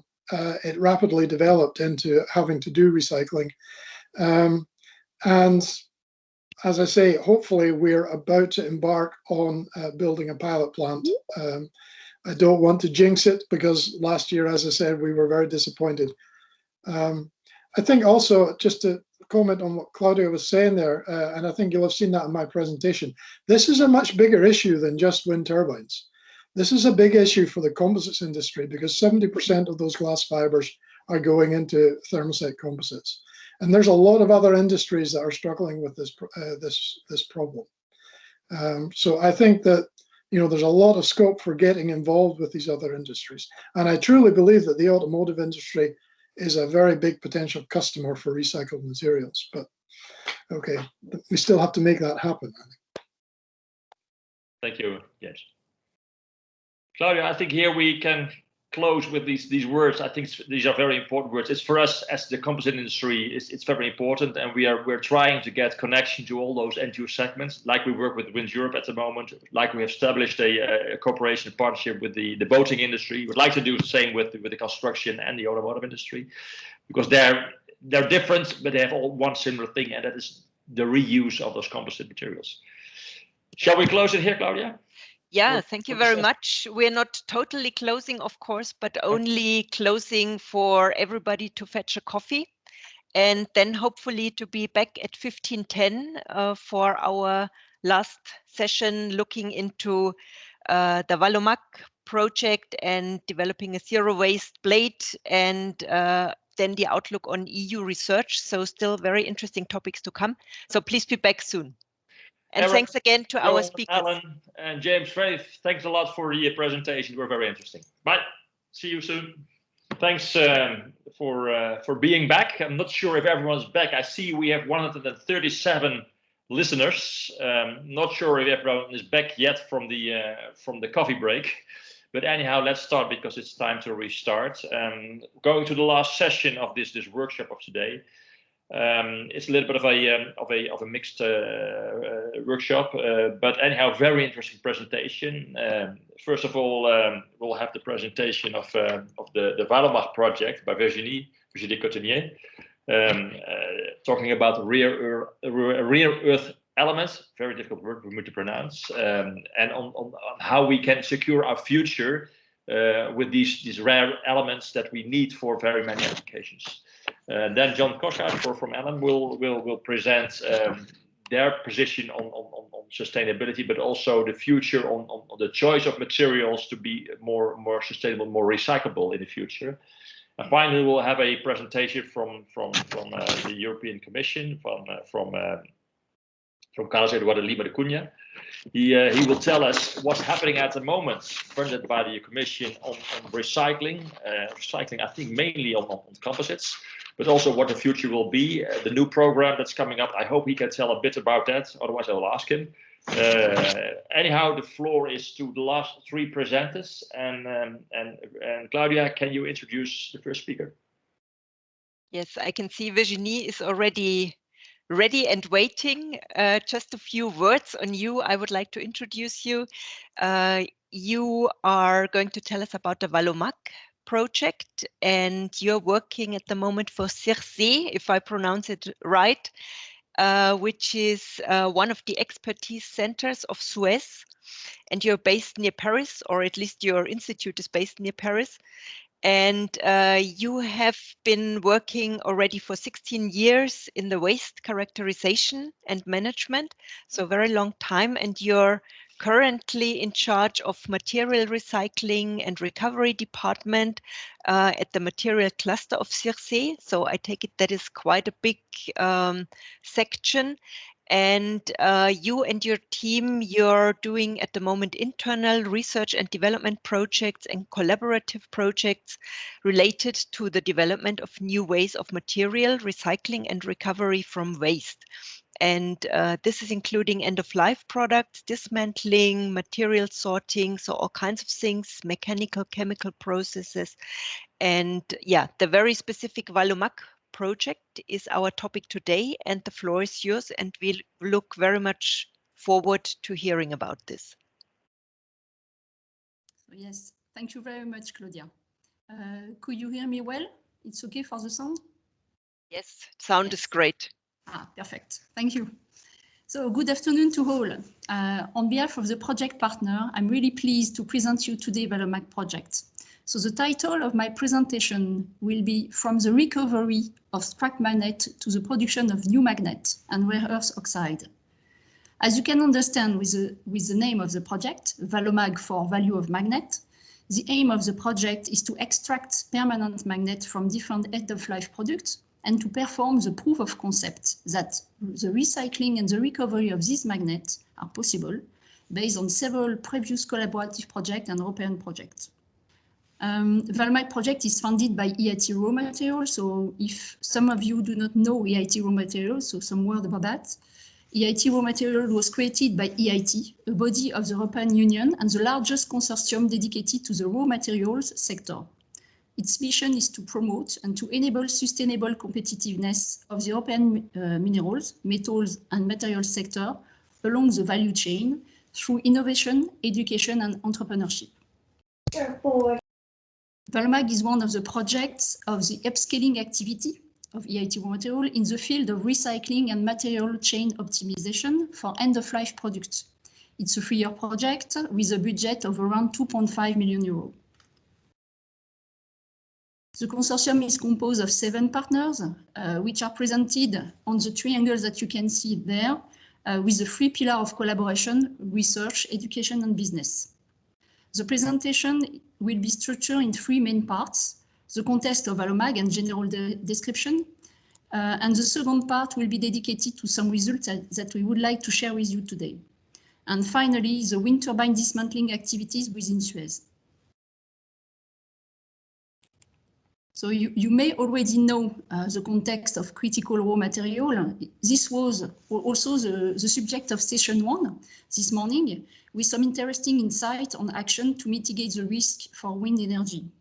But just a word on rare earth element. The background of Valomag project is linked to the management and the recovery of critical raw material, focusing on the rare earth element use. The market trends show a significant increase of the critical raw material used for clean energy application, new technology, and cleaner way of transport. Due to the leading position of China, which owns 85 to 90% of the supply of rare earth elements for application used in Europe, rare earth elements are consequently considered as strategic material by European Union. And the recycling of this CRM, critical raw material, could represent a secondary supply to decrease the import dependence. The European Union supports innovation and research through the funding of projects and just launched the European Raw Material Alliance, ERMA, with 2 clusters focusing on rare earth element magnet and motors and materials for energy storage and conversion. The European Raw Material Alliance vision is to secure sustainable access to critical and strategic raw material, to advanced material, and processing know-how for the European industrial ecosystems. Valomag project is in line with this vision and has the support of the EIT raw material. So how are structured the tasks within Valomag project and what are the role of each partner? To answer this, I will present you on this chart the process chart globally implemented within the consortium, from the collection of end-of-life product to the recovery and recycling of new magnet, which correspond to also the global recycling value chain. The first group of tasks is related to collection, dismantling, and pre-processing. It's the left side of the scheme. And you can see on this scheme the flow of material in red, linked with the different process steps in blue, and also the partner involved in green. So Suez, CRM Group, and BRGM will be involved mainly in the first block of the step regarding collection to thermal treatment, fragmentation, and classification. The second group of tasks concerns the recovery and recycling route. So it's the right side of the block of tasks. As you can see, 3 routes will be assessed depending on the quality of the scrap magnet which will be extracted and demagnetized. So we will assess an hydrometallurgic route to recover rare earth element oxide. It will be managed by BRGM. It's managed by BRGM. And 2 direct recycling routes that we name short loop recycling, regarding able to manufacture bonding magnet and also sintern magnet. This part will be managed by the CEA and collector group. And the overall process chain will be assessed through life cycle assessment and flowsheet simulation with the University of Leiden and TU Delft for the global assessment of all the steps. I would like now to share with you some results of the market study that we have performed on different appliances using permanent magnet, and I will do mainly a focus, of course, for today on wind turbine. This table, the table just presented here, shows the hypothesis that we use for the calculation and to assess the forecast of feedstock of permanent magnet from waste. So for the wind turbine, we assess the weight of permanent magnet regarding different type of generator, and I will present that after. We take also into account the percent of neodymium present in permanent magnet, so around 30%. The lifespan, so we assess that the life of the wind turbine will be 25 years. And we're also, in terms of collection rate, we take 100%. We consider that we will be able to recover all the magnets in the wind turbine dismantled. And all the source, the main source that we have used are just put in here on the bottom of the slide. These hypotheses have been used for the estimation of the quantity of end-of-life permanent magnet in two complementary parts. First, based on the current installed onshore and offshore wind capacities in Europe from 2000 to 2019, and on the prospective of new wind capacity expected in the market by 2030 and later. So I will present you the results now. So considering the trend of renewable energy, and specifically for the wind energy, we assess and calculate the potential feedstock of waste, end-of-life products, from 2025 to 2044 in Europe, using the capacity already installed, as you can see on this table on the top left side, from 2000 to 2019. These data are indicated in this table and correspond to the gigawatt installed in Europe since 2000 and which are using only the one which are using permanent magnets. And how do we assess the quantity of scrap magnets that we could recover from the different generation of wind turbine? We use this data. So we consider the breakdown, it's the data on the table of the top right side. We consider the breakdown of the generator type using permanent magnet installed since 2015, 2020 and 2030, and expected to be installed for 2030 in Europe. And in the table here on the bottom right side are presented the data on the potential feedstock of permanent magnet in Europe by 2025 to 2044. The European wind turbine market will begin to supply significant quantities of end-of-life permanent magnet from 1,100 tons to 2,000 tons per year by 2032, as you can see here in this table. This quantity corresponds also to an estimation of neodymium of more than 300 to 600 tons per year and of dysprosium by 50 to 90 tons per year. And to assess the following feedstock after 2045, we use the forecast published by Wind Europe and the scenario for 2030. So it's the next slide. So we use this additional data regarding wind power capacity expected to be installed between 2020 to 2030. And we use the same breakdown of generator type to assess the expectation in terms of feedstock of permanent magnets that could be recovered by 2045 to 2055. And we can see that we obtain an estimated quantity of permanent magnet per year for more than 2,100 tons per year. So, and the flow of potential available quantity of end-of-life permanent magnet will represent approximately 670 tons per year of neodymium and 100 tons per year of dysprosium. So recycling and recovery of permanent magnet is the subject of many interesting publications at the present time, and we compare our forecasts for the next 20 years with the publication of Reimer and al. So you have the source indicated at the bottom of the slide. This graph shown gives you an overview of the potential flows of permanent magnet, neodymium iron ore in tons, for the next 20 years. With our forecast, we lead to similar global amount of ton in 2030 and 2035, but less in 2040.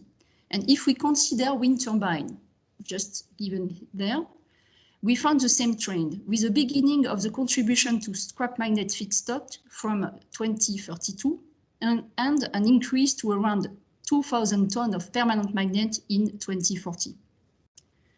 So what to be considered now? What is interesting to consider is that it's already time to start the extraction and recovery of permanent magnet, to put in place the dismantling processes, and to create the dynamic into a recycling value chain of rare earth elements within Europe. The feedstock are already there and will increase significantly in the next decades. So that's the objective of Valomag project. I will enter now more in detail in the technical task of the project.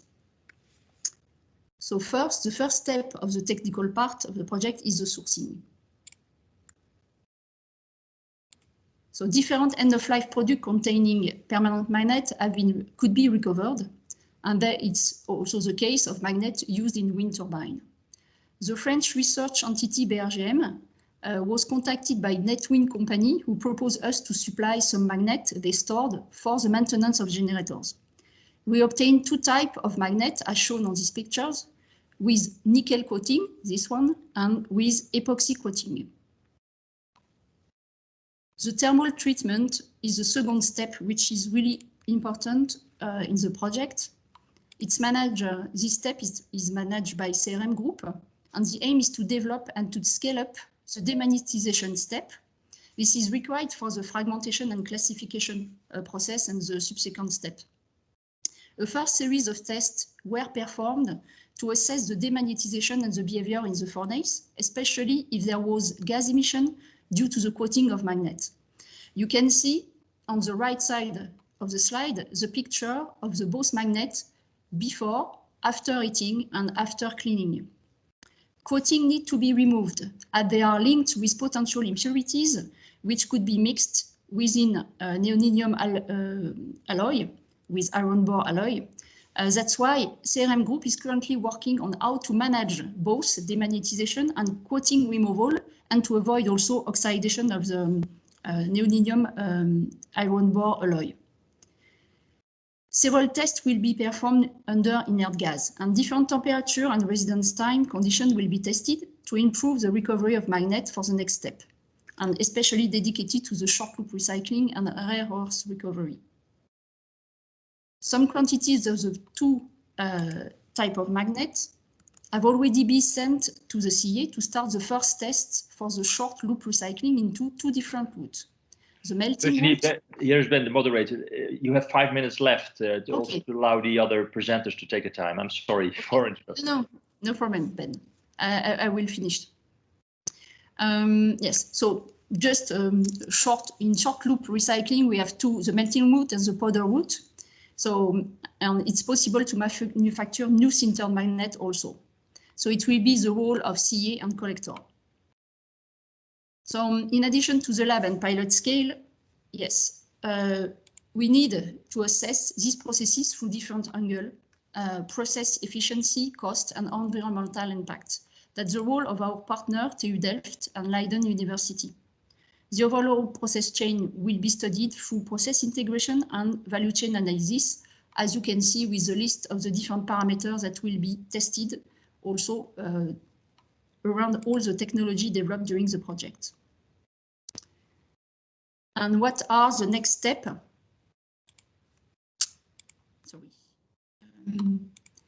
And also, one thing which will be really important, I would like to share by the end of the presentation, is that TU Delft and Leiden University will also assess the impact of the recovery and recycling routes on the supply dependency of rare earth oxide and secondary permanent magnet through a specific tool.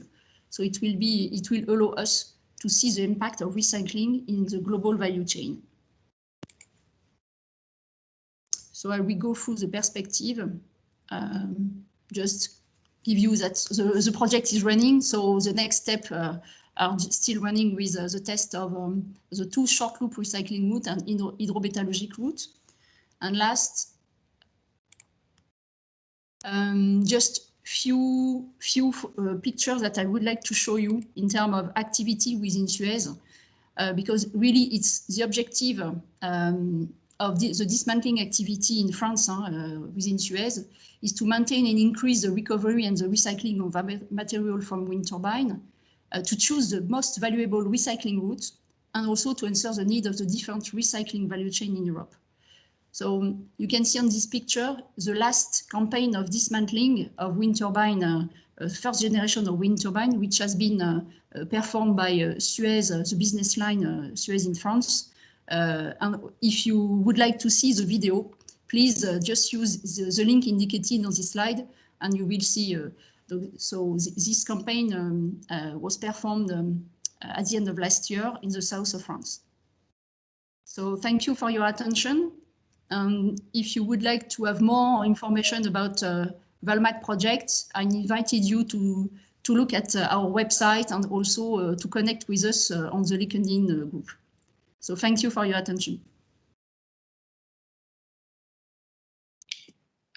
Okay, Virginie, thank you very much. It's my task now to look in the chat questions. We have a very generic question to the organization, and that is: do we get the PowerPoint presentations of the presentations till now? I think that's a good question. I cannot answer. Diana, is that a question you can answer? Yeah, definitely. We will post all the presentations and the recordings in the ETIPWind webinar, as well as in the members area of Wind Europe. Okay, good. I spotted two other questions in the meantime for you, Virginie. What is the potential and the interest to use recovered materials back into the wind sector? So is it really circular in that case? What is the potential and interest to use the recovered material in the wind sector? Yeah. Because there is huge amount of material available, if I can say that. And especially as we already manage some campaign of dismantling, yes, more than yes, I think it's around 90% of the materials that can be recovered and recycled. And with Valmet project, the objective is to go further, and especially if we can, for the generator using magnet, is really also to extract them, because it's a valuable material and we need also within Europe. So, okay. I see no other urgent question at this moment. Okay. Good. Thank you, Virginie. Shall I take it here, Claudia, and to introduce John for the next presentation? Thanks again, Virginie. Very interesting presentation. And if you look to the chat, I think it's supported by many of the listeners. Next presentation is from John Korsgaard. John is working already for I think, when I calculate, 30 years for LM Wind Power nowadays. He has a master's degree in mechanical engineering from Aalborg University in Denmark, and he held several R&D positions within LM Wind Power. And he's currently heading the Engineering Excellence Department, and he is also a member of the ETIPWind Executive Committee. John will present about the view of LM Wind's power on sustainability, but also on the Zebra project. And John, I think it's up to you to let us know, to explain more what it's all about. It's yours now. Thank you very much.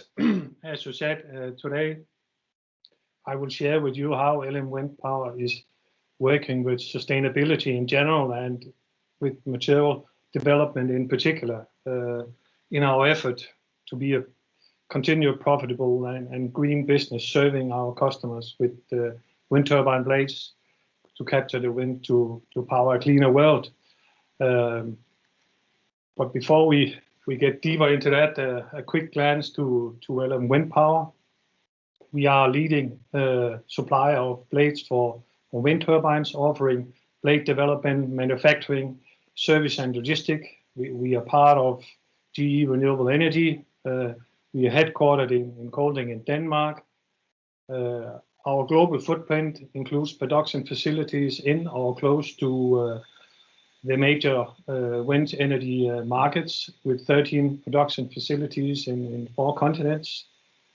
We have technology hubs in Denmark, the Netherlands, India, the UK, and the US. As of January 2021, we were a little bit more than 13,000 people worldwide. We are working closely with our customers to design and supply rotor solutions for wind turbine projects all over the world. We've been in the business since 1978, and we have produced more than 241,000 blades, corresponding to a capacity of 121 gigawatts. Each year, actually saving nature from 250 million tons of CO2 emission. About 1 in 5 turbines worldwide have LM wind power blades. So that's, in a short glance, LM wind power. We are proud to be part of the wind industry and provide green energy. But at the same time, we also recognize that we are a manufacturing business and we have a footprint. That's why in 2010, we started our sustainability journey by signing the UN Global Compact, committing to report on our sustainability performance. With the reporting followed the value of better understanding of our business and finding areas to improve. We like to say that sustainability that's not about hugging pandas. Of course, we like pandas and we love the environment, but it's not those points that drives a long-term sustainability strategy in a business. With our sustainability strategy, we are able to uncover many opportunities to link our business and our sustainability goals, including operational improvements, serving our customers, reducing risk, motivating employees, and much more. So it's actually good business to be a sustainable business. So let me share with you our carbon neutral journey. So reporting on our sustainability performance allowed us to learn more about our business and identify opportunities to drive further sustainability improvements. As a responsible business in the green energy industry, we also wanted to be a leader and take concrete actions in the short term. That's why in 2016, LM Wind Power set an ambitious pledge to become the first carbon neutral business by 2018. To go carbon neutral, we followed 4 main work streams, accounting for greenhouse gases, reducing those emissions as much as possible, with focus on energy efficiency. In the first years of the program, this was the number 1 source of emission. And then for the remainder, switch to electricity from renewables. And finally, we balanced our remaining emissions by supporting verified carbon reduction projects in the countries where we operate.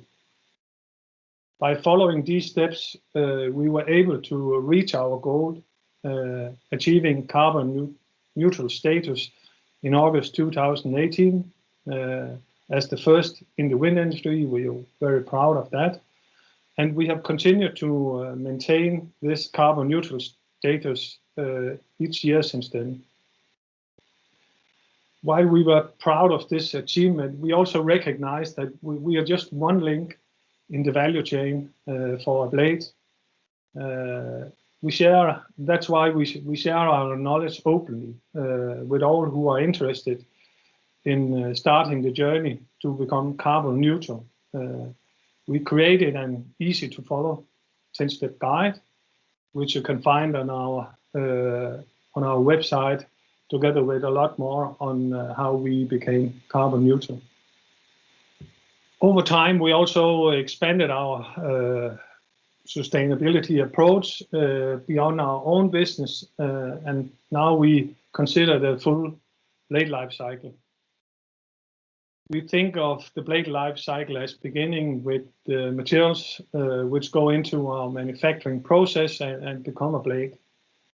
Then the blade is installed on a wind turbine where it produces energy for around 25 years. Eventually, the blade reaches the end of its design life, and then there are several options.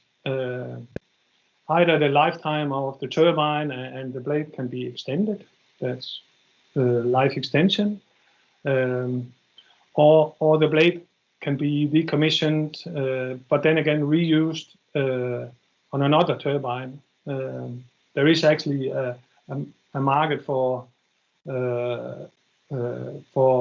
second-hand turbines and blades. It can, of course, also be decided that the blade simply needs to be disposed, and again, here are several options. There is repurpose, and we've seen some example of that with sculptures, bridges, and so on, but they are like one-off projects. I've not seen really a business into that area for now.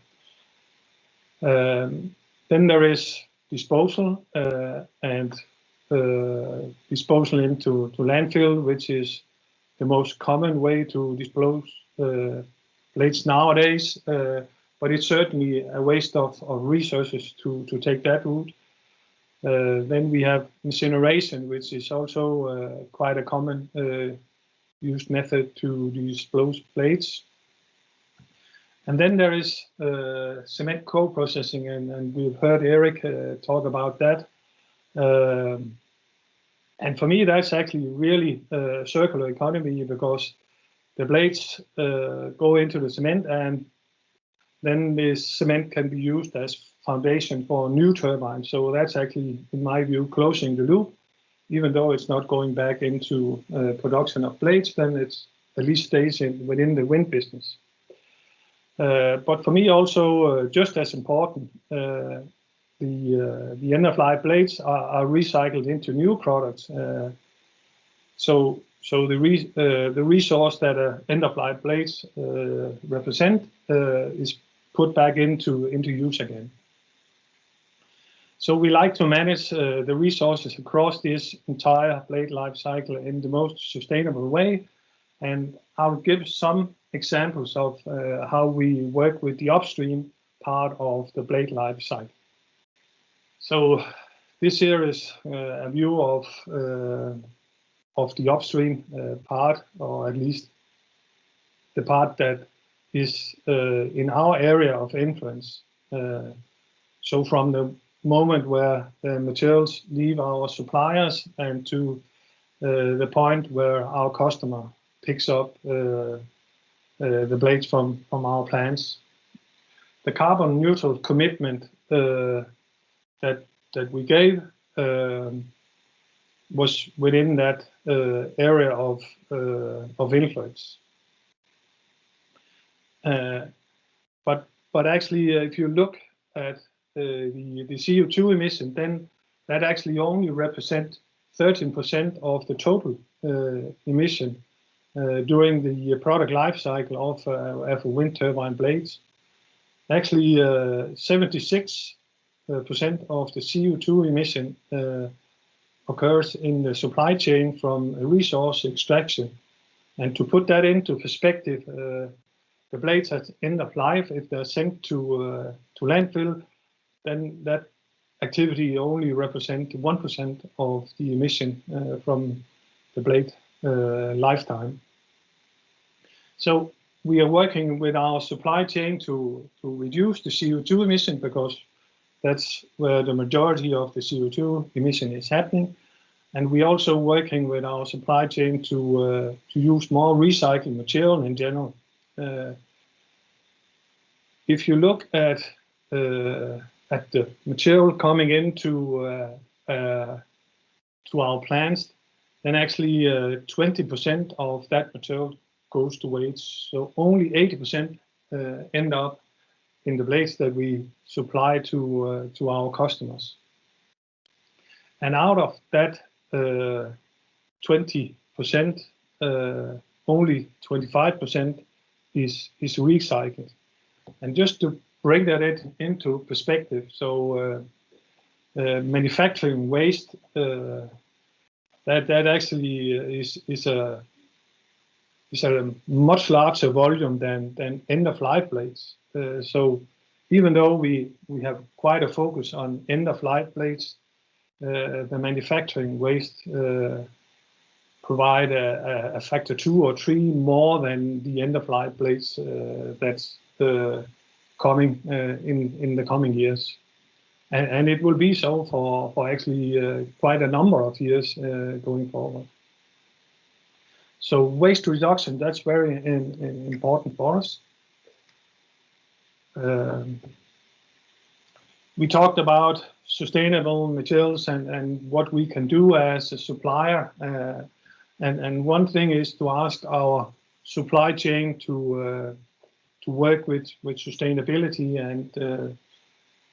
and use more recycled materials in the way they produce the materials that they supply to us. Then we also ourselves look if we can substitute some of the materials we use with recycled material. And I bring you here one of these examples. Traditional, we have been using mainly balsa wood in our blades, since balsa wood is a light and strong material with good infusion capabilities. But it also has some drawbacks. As a material, it's affected by seasonality, and from a supply chain viewpoint, it also sourced from just 2 regions in the world. To provide greater supply chain flexibility in our blade production, we started working with our core material suppliers to replace balsa wood as a core material with PET. PET is a plastic polymer commonly found in food or and drink packets. It can be recycled, and when that is done, then it's called recycled PET. And while PET's material properties differ from balsa, the infusion process during blade manufacturing strengthened the foam sheet with the resin coming in. We started using PET foam in shear wraps in 2014, and actually a couple of years before that, we started looking at PET as a potential material to use in our blades. And before we are really able to use a new material in our blades, it goes through a massive material qualification, and we need to secure that the supply chain is there. So 2014, we were ready to apply the PET foam in our shear whips, and since then it's gained momentum ever since. We have been scaling up further the PET foam in our blades design, and 2017 we produced the first blade with full PET foam. Also around that time we started looking at recycled PET, and there started to be sufficient supply of that so that we could introduce that into our blade manufacturing. So by 2018, around 11% of the total volume of PET we used was recycled PET. Today, around 60. Could you resume your presentation in 5 minutes? Is that possible? Yes. We are certainly at the end of that. Great. So 60% today. And out of that 60%, 80% is recycled PET. So one example of how we ourselves have introduced recycled material. Then, as promised, I'll talk about the Zebra project. That's another avenue to reduce the CO2 emission by eliminating the need for resource extraction of virgin material by applying materials and manufacturing consumables which are easier to recycle. The Zebra project is a French consortium where we will develop a zero waste blade and reduce the carbon footprint in the lifetime of the blade. We will use the Arkema helium resin. We will produce 2 test blades in a new and optimized manufacturing setup using more automation. We will look at the waste we produce and trying to eliminate that. And finally, we will look at the impact of the introduction of this thermoplastic into our blade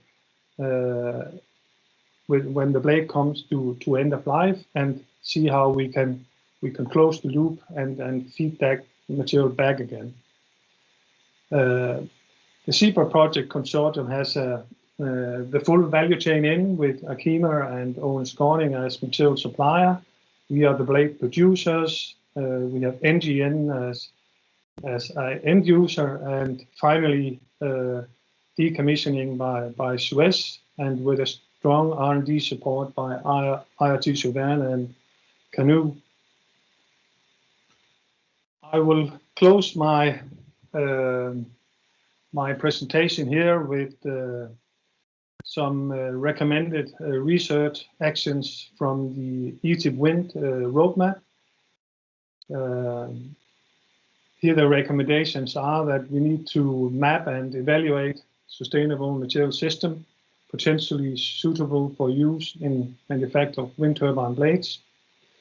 We need to develop development of new high-performance material, matching or outperforming current state-of-the-art materials, and securing full sustainable and easy recyclable blades at the end of life. This also includes introduction of recycled materials in supply of materials to blade manufacturing. Last but not least, we also need to demonstrate the new developed materials in a sustainable design and manufacturing of wind turbine blades. You can find these recommendations on the ETIP website. On the roadmap here, I provided the link at the very bottom here. Thank you very much for your attention. Thanks to you, John. Sorry for pushing a bit at the end, but you managed. Thanks. With an eye on the chat, there are 2 questions I want to pick out. You in the start of your presentation, you mentioned that our blades reused again for wind energy generation. Do you have a rough estimation of what percentage of blades can be reused after their first use? No, sorry, I actually don't have any data on that, and I think that's an undocumented area. Yeah, but there are blades going for a second life in. Yes, certainly. Yeah, that's very interesting. Don't forget that. And there's another question on the PET foam. Do you use recycled PET from bottles or also from trays, from packaging? Do you know the source of the PET you use for your foams, the recycled PET? I think from both, but I'm actually not sure about the source. I think it's multiple sources. Okay. Let me see. There's another question. Maybe last one. Are we compromising the circularity of PET when locking into the blades? Okay. During infusion, the core is significantly penetrated with thermoset resins, and the separation of core and matrix is an unsolved challenge. So the question here is, okay, we use it. It was a PET bottle. It became a PET bottle or a foam. But after using it in the windmill, in the blades, then it can't be reused anymore. Can you comment on that one, John? I think it goes with the general challenge of recycling blades in general. So it's the same challenge as we have with the balsa core material or PVC or other core materials that we've used in the past. Yeah. And what I could add there, I think in a blade it will stay there for 20 years, while a PET bottle has a much shorter cycle, including all the say the energy used in that cycle. Okay, I think thanks a lot, John. Very clear presentation. Thanks for giving the philosophy and the strategy of LM Wind Power and also on the Zebra project. Claudia, can I give you the floor for our last speaker? Yes. Thank you very much, John, and also Ben.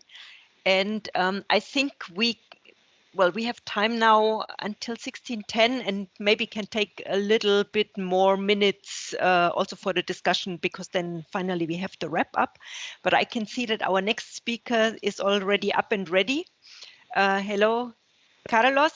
We have Carlos Eduardo Lima da Cunha, and he is working in the Directorate General for Research and Innovation in the European Commission. Currently, and your focus is on research and innovation in offshore wind at the moment, with particular interest in circular material, sustainability, also industrial processes, and also societal and environmental issues. So really 360 degrees look around, I would say. And you have also worked in the USA and in Germany, both on chemical regulatory compliance in the past. So you're going to tell us on the wind energy research topic with focus on circularity, and the floor is yours now, please. And we can also see your presentation. Perfect, thank you. I guess you can see my slides, right? Yes, it's working. Perfect. And perfect. we can also hear you very well. So please go ahead. Thank you very much. So thanks everybody for for sticking all the way to the end of or almost to the end, or at least the end of this session. I think I'm happy to see that a lot of my work was cut out for me. So I actually had made a presentation with a series of different slides that I see that they were either covered by my colleague from DG Grow or by several of the technical discussions that happened before. So I think that this might mean that I can fly by them and probably have a bit more time for discussions. I think that's normally where things get more interesting. So yes, so I'm just gonna give a quick outlook onto wind energy research. And as I put in my slide, pretty much make a case for circularity. And as pretty much in my introduction was made clear, this is a topic that is very close to my heart. It's something that I have a background in this area, so it's something that I'm particularly very fond of. So if we go directly to the deal, right? I mean, we are talking about the European Green Deal. This is the context of all our policies nowadays. So we are looking into having carbon neutral society by 2050, which I cannot even say is easier said than done, because it's even not even that easy to say what would be the steps that would be going there. But it is a challenge that we are very much imposed on due to the climate crisis that we find ourselves. So I mean, we really don't really have any other option but to do anything about it. And as you can see here, I put on the left and on the right side a series of different policy initiatives that we've had that are pretty much looking into different ways on how to tackle this. Again, my colleague on DG Grow mentioned some of them already, and I think he went a lot more into the action plan on critical raw materials, which is absolutely necessary. And I'm going to be drilling down a bit more into the offshore renewable energy strategy. Though I mean, each one of those different policy pieces or communication pieces, they all have their role to play, and they do not exist isolated, right? So they all have somewhat a role to play with each other. So when we talk about the offshore strategy, it's clear for us that we're talking about increasing offshore wind production, and how this will be essential to be done at an European level. So what this in short means for us is that for us to be able to reach carbon neutrality, we'll be able to have a renewable energy system that can provide all the energy that we will need pretty much by 2050, including all the different kind of components, such as different industrial processes, for instance, will need to be able to be fed through all of this, meaning that what we're actually looking here is a massive expansion, meaning that we'll be able to tap into all possible different potentials that we have within the European landscape. So when we're looking into the offshore strategy, obviously this slide I made still based a bit onto the conversations that are happening is still not really completely finalized, but we're pretty much moving a bit the goalpost. Instead of having the goal of by 2030 having this 32% renewable energy, looking more into this 50 for 55, reaching carbon neutrality by 2050. We're looking to have much more renewable energy, pretty much by 2030, pretty much in 9 years from now, having at least 65% across Europe. It is important that we look into it across a very diverse area. So looking into the different sea basins that we have, all the different kind of communities that we have that are involved into it, right? It's not only about us going there and putting a series of different towers. I mean, you need to have a way of playing together with the communities and so on and so forth. It's the part that was mentioned that I'm particularly sensitive to this topic. And obviously there is our own offshore objectives, which is pretty much in 10 years, 9 years, reach 60 gigawatts of wind in EU, and 1 giga in ocean energy. And when we look by 2050, pretty much 300 gigas. So it's pretty much those 4 different components, all of them are fitting in together and getting to this. One thing that is extremely important to look into this is that, as we normally say, we are technology neutral, right? So we want to tackle it from a series of different angles. We don't think that there is one technology that is going to be a solution for us. It's not about wind, it's not about solar, it's about having a combination of all of them, exactly because the value that they all have is exactly this diversity, right?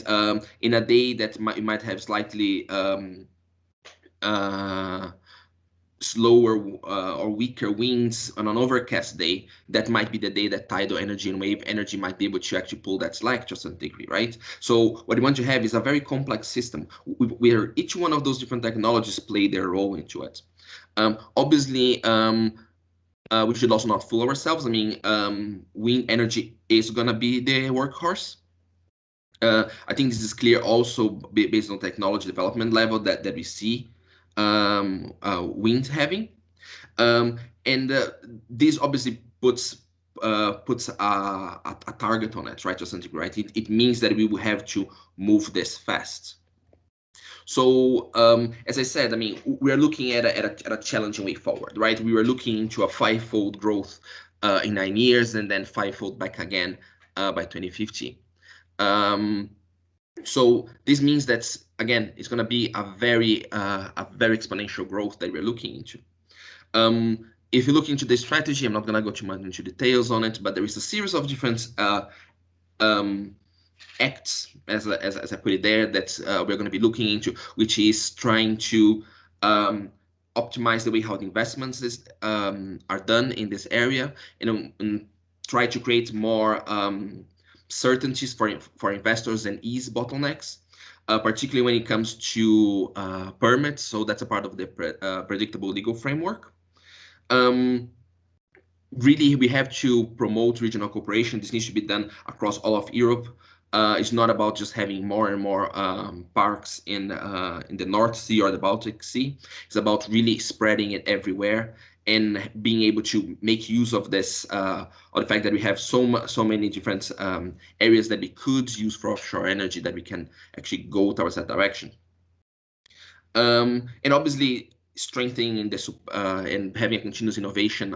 Strengthening the supply chains and have a continuous innovation of our of all the work that we've been having. As was highlighted in the last two presentations, there is a continuous work that needs to be done, for instance, on material innovation in order to be able to have I don't know, bigger blades, more resilient blades, circular blades, and all those kind of different things is something that needs to have a continuous input from our side.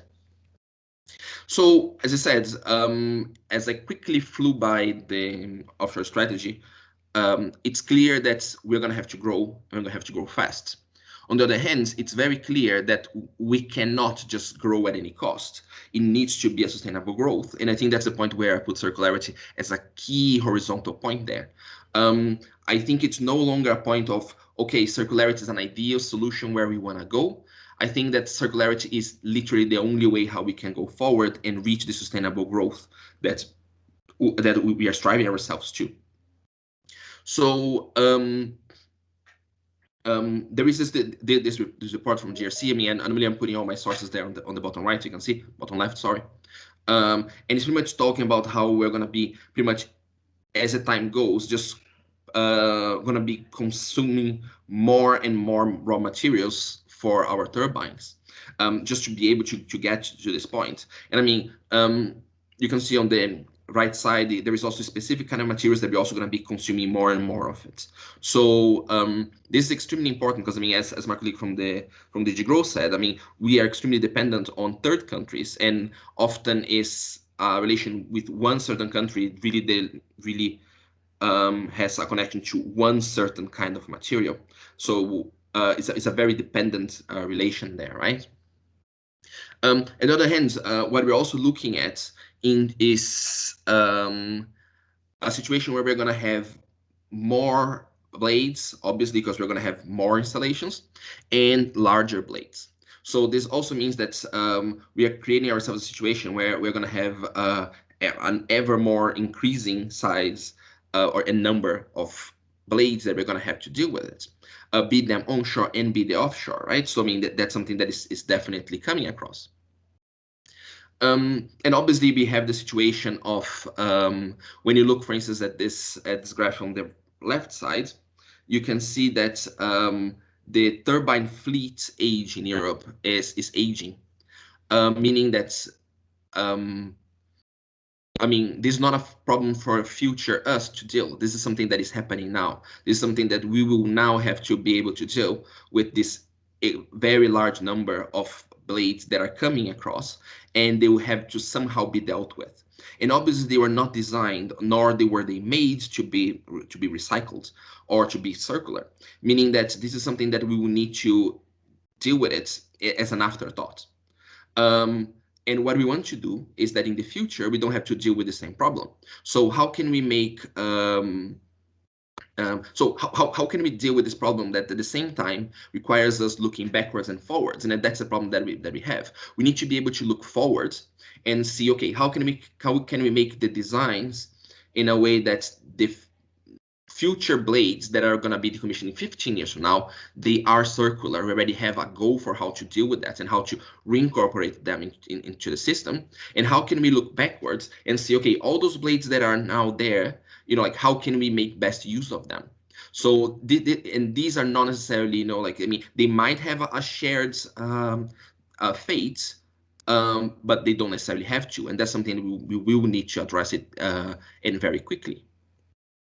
So pretty much the question that we have is like, how exactly can we avoid this, right? This was a picture that was going viral last year, pretty much showing, if I'm not mistaken, in Wyoming, they were kind of like burying landfills with those blades. And I mean, right, I mean, it's something that puts a bit of an image there, right? I mean, we're talking about renewable energy, green energy. People think, oh, green energy is as extremely, everything is natural and eco-friendly. And at the same time, we're just burying them, right? So at least in the US, that's what they're doing. So we need to be able to go beyond that, right? How exactly can we avoid this kind of situation? Again, I'm happy that several of the speakers before me already addressed this. So we have a series of different technical ways on how to deal with this: co-processing, grinding, pyrolysis. They are at different TRL levels. And each one of them have a different output and a different kind of like caveat here and there, or a different way of how easy it is to scale up and others. So I mean, if you're interested, probably all of you by now know the ETIPWind, how it's going circular brochure. I think it's an extremely valuable resource to have a general idea of where things are going, and this is kind of like gives a bit of the idea of the technology that are available there. So I was also initially thinking of just highlighting some of the European projects that we've had that I think it goes in that direction. I'm happy to see that Modvion was already presenting, so I don't need to talk about them. They are kind of a project that we are particularly interested in see exactly how it goes. It's a very different approach to where we normally go. Normally, we're looking into developing new advanced materials, and this is pretty much a bit of taking something that we know that works and kind of like trying to see how far we can go with it, which is an extremely interesting approach. So I'm gonna just quickly go through other projects that we also have. So we also have, for instance, recently funded ETIPWind that is also looking into ways of increasing or enhance the durability, recyclability of materials, and also reduce their maintenance. And they're pretty much talking about a topic that for me is very close to my heart. It's safer by design, which means how to make sure that the materials that are going to be used, they're not going to be leaching back into the environment somehow, having some bioaccumulation, all kind of a different effects. And the thing that also is important, as was put before me, I come from a bit from industrial background from that perspective. So looking into ways of manufacturing and them in kind of like in a large scale, right? So being able to have a situation where you're also looking into blades that are circular, sustainable, but also easy to be scaled up. Another two projects that I would like to highlight, there is Fiber EUUs. That is a project that is also finishing, I think, the end of this year, but it's one that is extremely interesting, that is looking about having a very different approach, like several different stakeholders in looking into enhance the profitability of composite recycling. So pretty much the idea there, in a very short explanation, is that there is recycled material, but people just don't see much of a value in adding all those different things. So how can actually add more value to this? How can actually make like recyclable materials being cooled back again, right? And they have a series of use cases, including one in the wind sector. So it's particularly interesting to follow them. And another project that we had is R3 Fiber, which is a Spanish project, if I'm not mistaken, and they are looking into pretty much having an industrial process for material recycling, and pretty much developing this kind of like pipeline into, or how we would be able to commercialize this different composite recycling, which I think it's something that is particularly interesting, because what we see a lot is individual applications, repurpose here or getting one blade and making something like this. But this one is about trying to make something in a bigger scale, which, given the amount of blades that we're going to be decommissioning soon, it's going to be a real deal that we're going to have to face. So again, this is something that was already explained before, but I mean, circularity is not only about doing what is best for what we think is society, it's ethically best. It's not only about like careful mining and so on and so forth. It's also about a strategic position for Europe. It's about making sure that we can have an energy sector that is growing and it is somewhat independent from everything else. Obviously, in a global economy, this is completely this is a very hard task to do. But whatever we can try to minimize our extremely high dependency towards certain areas, it is a good thing to do. This again was a slide we already looked at it today in the beginning of the day, and I mean there is a series of different things that we are extremely dependent on, and we should be able to look beyond this, right, and see how we can use circularity in order to keep those materials within the sector, or at least within the the supply chain, and try to use and reuse it as much as we can, right? So, I mean, as I said, I mean, we have future directions. We have a series of different policy interests that are going into this. we are looking a bit into how to better support those different initiatives. So we are looking into how to do that through Horizons Europe. We are looking into how to do that through the Innovation Funds. This is something that is a topic for another point, but I mean, it's also a very interesting kind of a program. I recommend you all to look into it if you haven't heard of it. And obviously creating a mechanism to have a more recycling friendly environment, right? So just would like to close by having just a very quick sneak peek into Horizon Europe. And for instance, this is one of the calls that I've put together, in which I'm looking into pretty much demonstration. So pretty much like an innovation action into new materials and recycling technologies, exactly looking into increase the circularity of the wind sector technology and reduce the primary use of critical raw materials, which actually sounds like pretty much this call was pretty much made for the community that are here right now attending this talk, right? Because I think this is a lot of things that we are looking at. So again, I mean, this call goes supporting a lot of different policy contexts that we have, looking into circular economy, the action play on critical raw materials, offshore strategy, circularity by design. And as I said, I mean, one of the main challenges that we have here is that we have this two-pronged approach, right? We need to be forward-looking, we need to be backward-looking.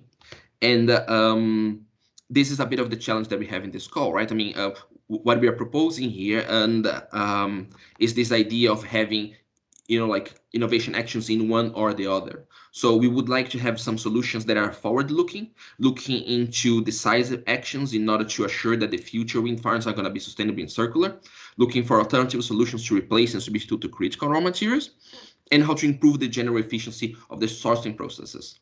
So this is something that we think is extremely interesting, and as I said, is a very forward-looking, something that's really where we want to go. At the same time, there is another backward-looking approach, in which is looking a bit into developing technology approach to fully recycle the current wind farms, specifically looking into composite recycling.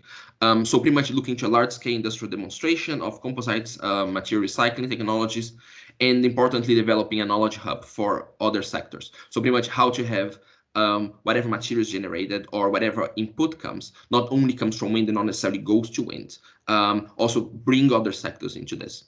So this is something that we're quite interested in. We would like to get at least fund at least one proposal in each one of those directions and see exactly how it goes.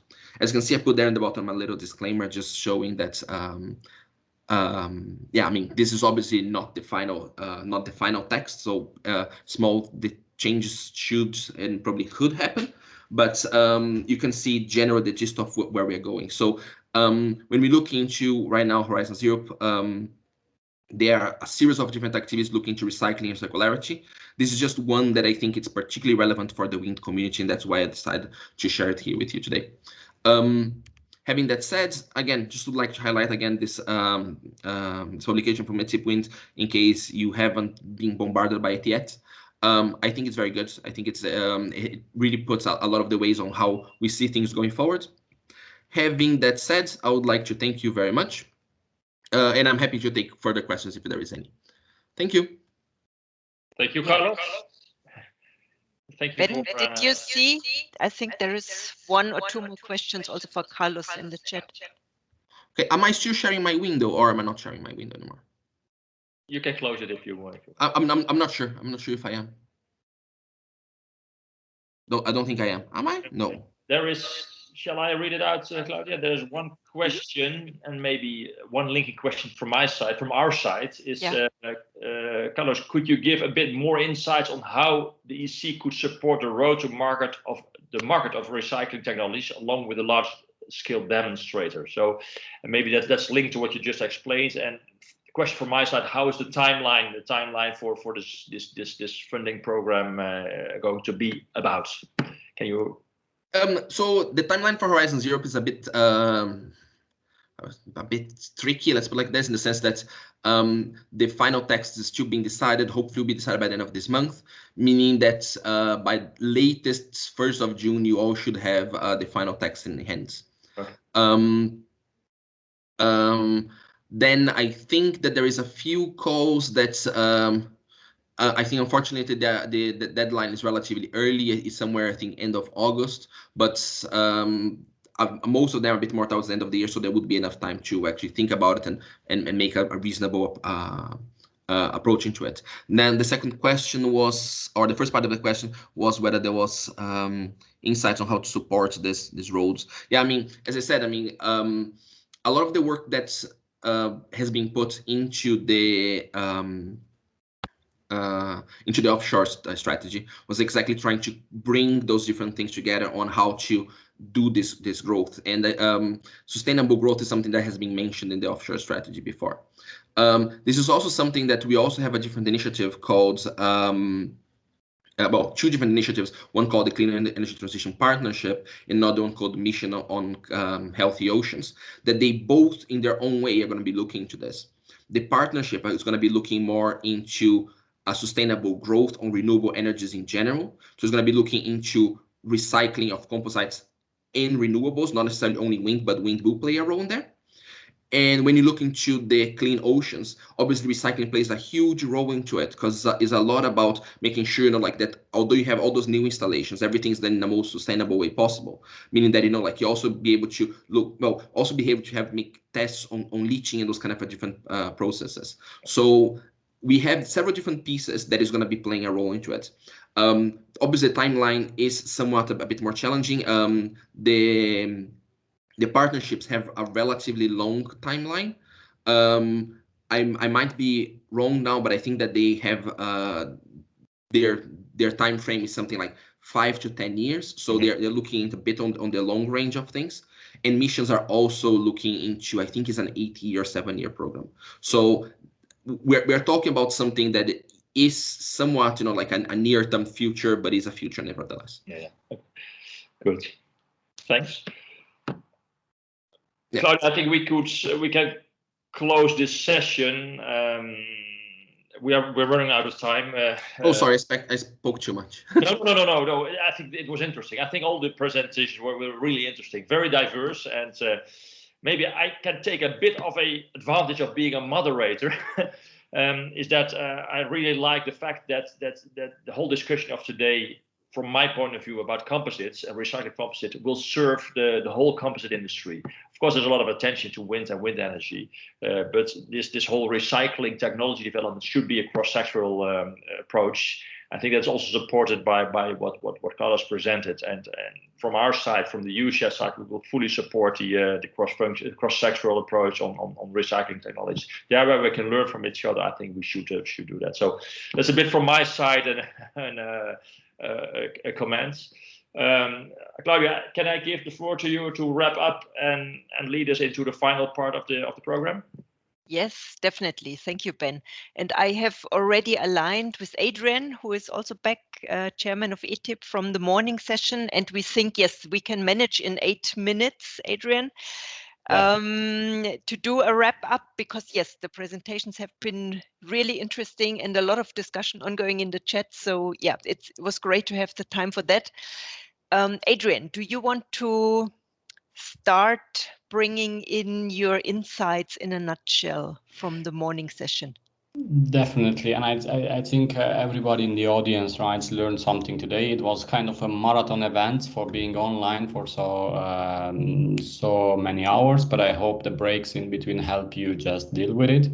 Very insightful from all corners of the topic bringing here. I would like just to share with all of you my take here, right?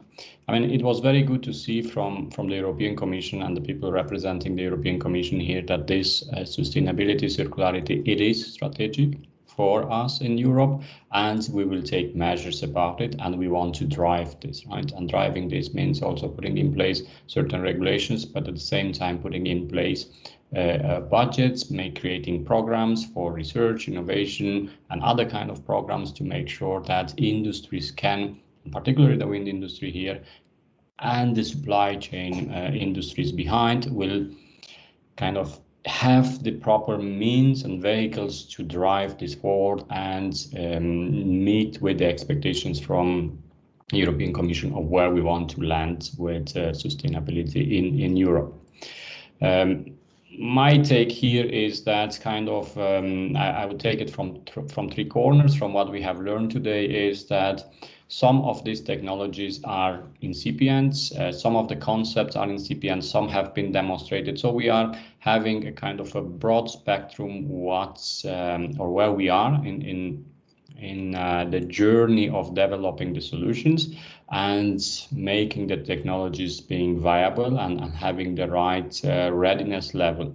So to do that, as I mentioned also in the morning, to do that technology jump from where we are today to something more sustainable needs investment in research, needs investment in innovation, needs support for the companies to, further explore that and drive that. Right, and I'm pleased to see, and also for Carlos here, that what's a sneak peek of Horizon Europe, some aspects are there. I'm hoping that this will just funnel up and be much more in the years to come, such that it helps us as an industry to get there. Secondly, right, we need the right incentives for the market with the right measures for the market to start adopting whatever we develop as sustainable solutions. They might be initially more expensive than non-sustainable solutions, the solutions we are using today, but through the investments, through the taking them to the right TRL and then putting in the production and so on, definitely we have a lot of lessons learned that we can get up to speed and have the cost competitive sustainable solutions in the wind industry also at a later stage. Right? And thirdly, it's all of us together here, right? It is supplier, it is developers, it is policy makers, research and innovation, technology provider, all the brains that we have, and a lot of ideas, a lot of examples have been given today here. It's all of us that need to, put the shoulder, come with discussions, have forums like this where we take topic by topic and see how can we together realize it, right? So I'm looking forward within ETIP, beyond wind industry, to work together with everybody to really drive this in the right direction. Claudia, that's from my side. Yeah, thank you very much, Adrian. That was very round already. And I would like to add, and this reflects also what you said last, that we need to take advantage of collaboration, both within the industry, with research and industry, also with different sectors. I could see, for example, we had last year, I think, a full day workshop that was only on blade recycling. And there we had already a lot of discussions. Nevertheless, today we dipped a little bit into blade recycling and also much more in other topics. But there were different discussions ongoing. So we had been already one step further also on that side, because more research projects had come along already, and additional findings, new partnerships and experiences. So definitely there is movement in this area, which is also very much necessary, but it's also good to see that things are moving. So it's definitely worth having these events. And I also think it was worth, as we did today, to extend it quite a lot, looking into other areas, not only into composites recycling, but also looking into copper, looking into rare earth magnets, because even if the fields are different, we can see the kind of patterns are similar. What is needed, initial research, what is very important, and we touched upon only at the end with Carlos, basically potentially an industry that takes up the recycled material on the other end.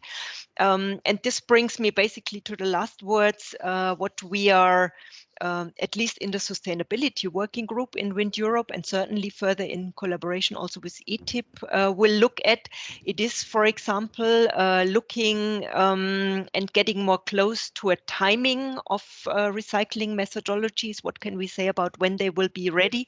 And continue our collaboration with different sectors, like, for example, the chemical sector, European Composites Association, the boat industry, to work on these things together, and that can also help us to encourage a kind of uptaking industry, to be sure which materials will be coming, what can be done with them, and also give additional feedback and sufficient feedback to the European Commission and the research programs, what is still needed, and to keep this dialogue ongoing. I think there could be always more said, but I hope it's round for you and satisfactory. And yes, it won't have been the last workshop. Presentations will be available. Also the summary, I think, and the video will be available, if I understood Diana right. And yeah, we look forward to the next event of this kind and to mutual exchange in the future. Thanks a lot to all the speakers again, and to my co-moderators, and see you next time. Yeah, and thank you to you, Claudia, and all the moderators here that helped us doing this fantastic event here. I would also like to thank the ETIPWind Secretariat, because behind the organization has been a lot of work. So a round of applause to everybody being involved, also the audience being, very active with questions and so on. It looks Indeed. like a very successful event. Thank you all. Take care. See you next time. Thank you. Bye-bye. Bye. Thanks, Bye. Claudia. Thank you. Bye-bye.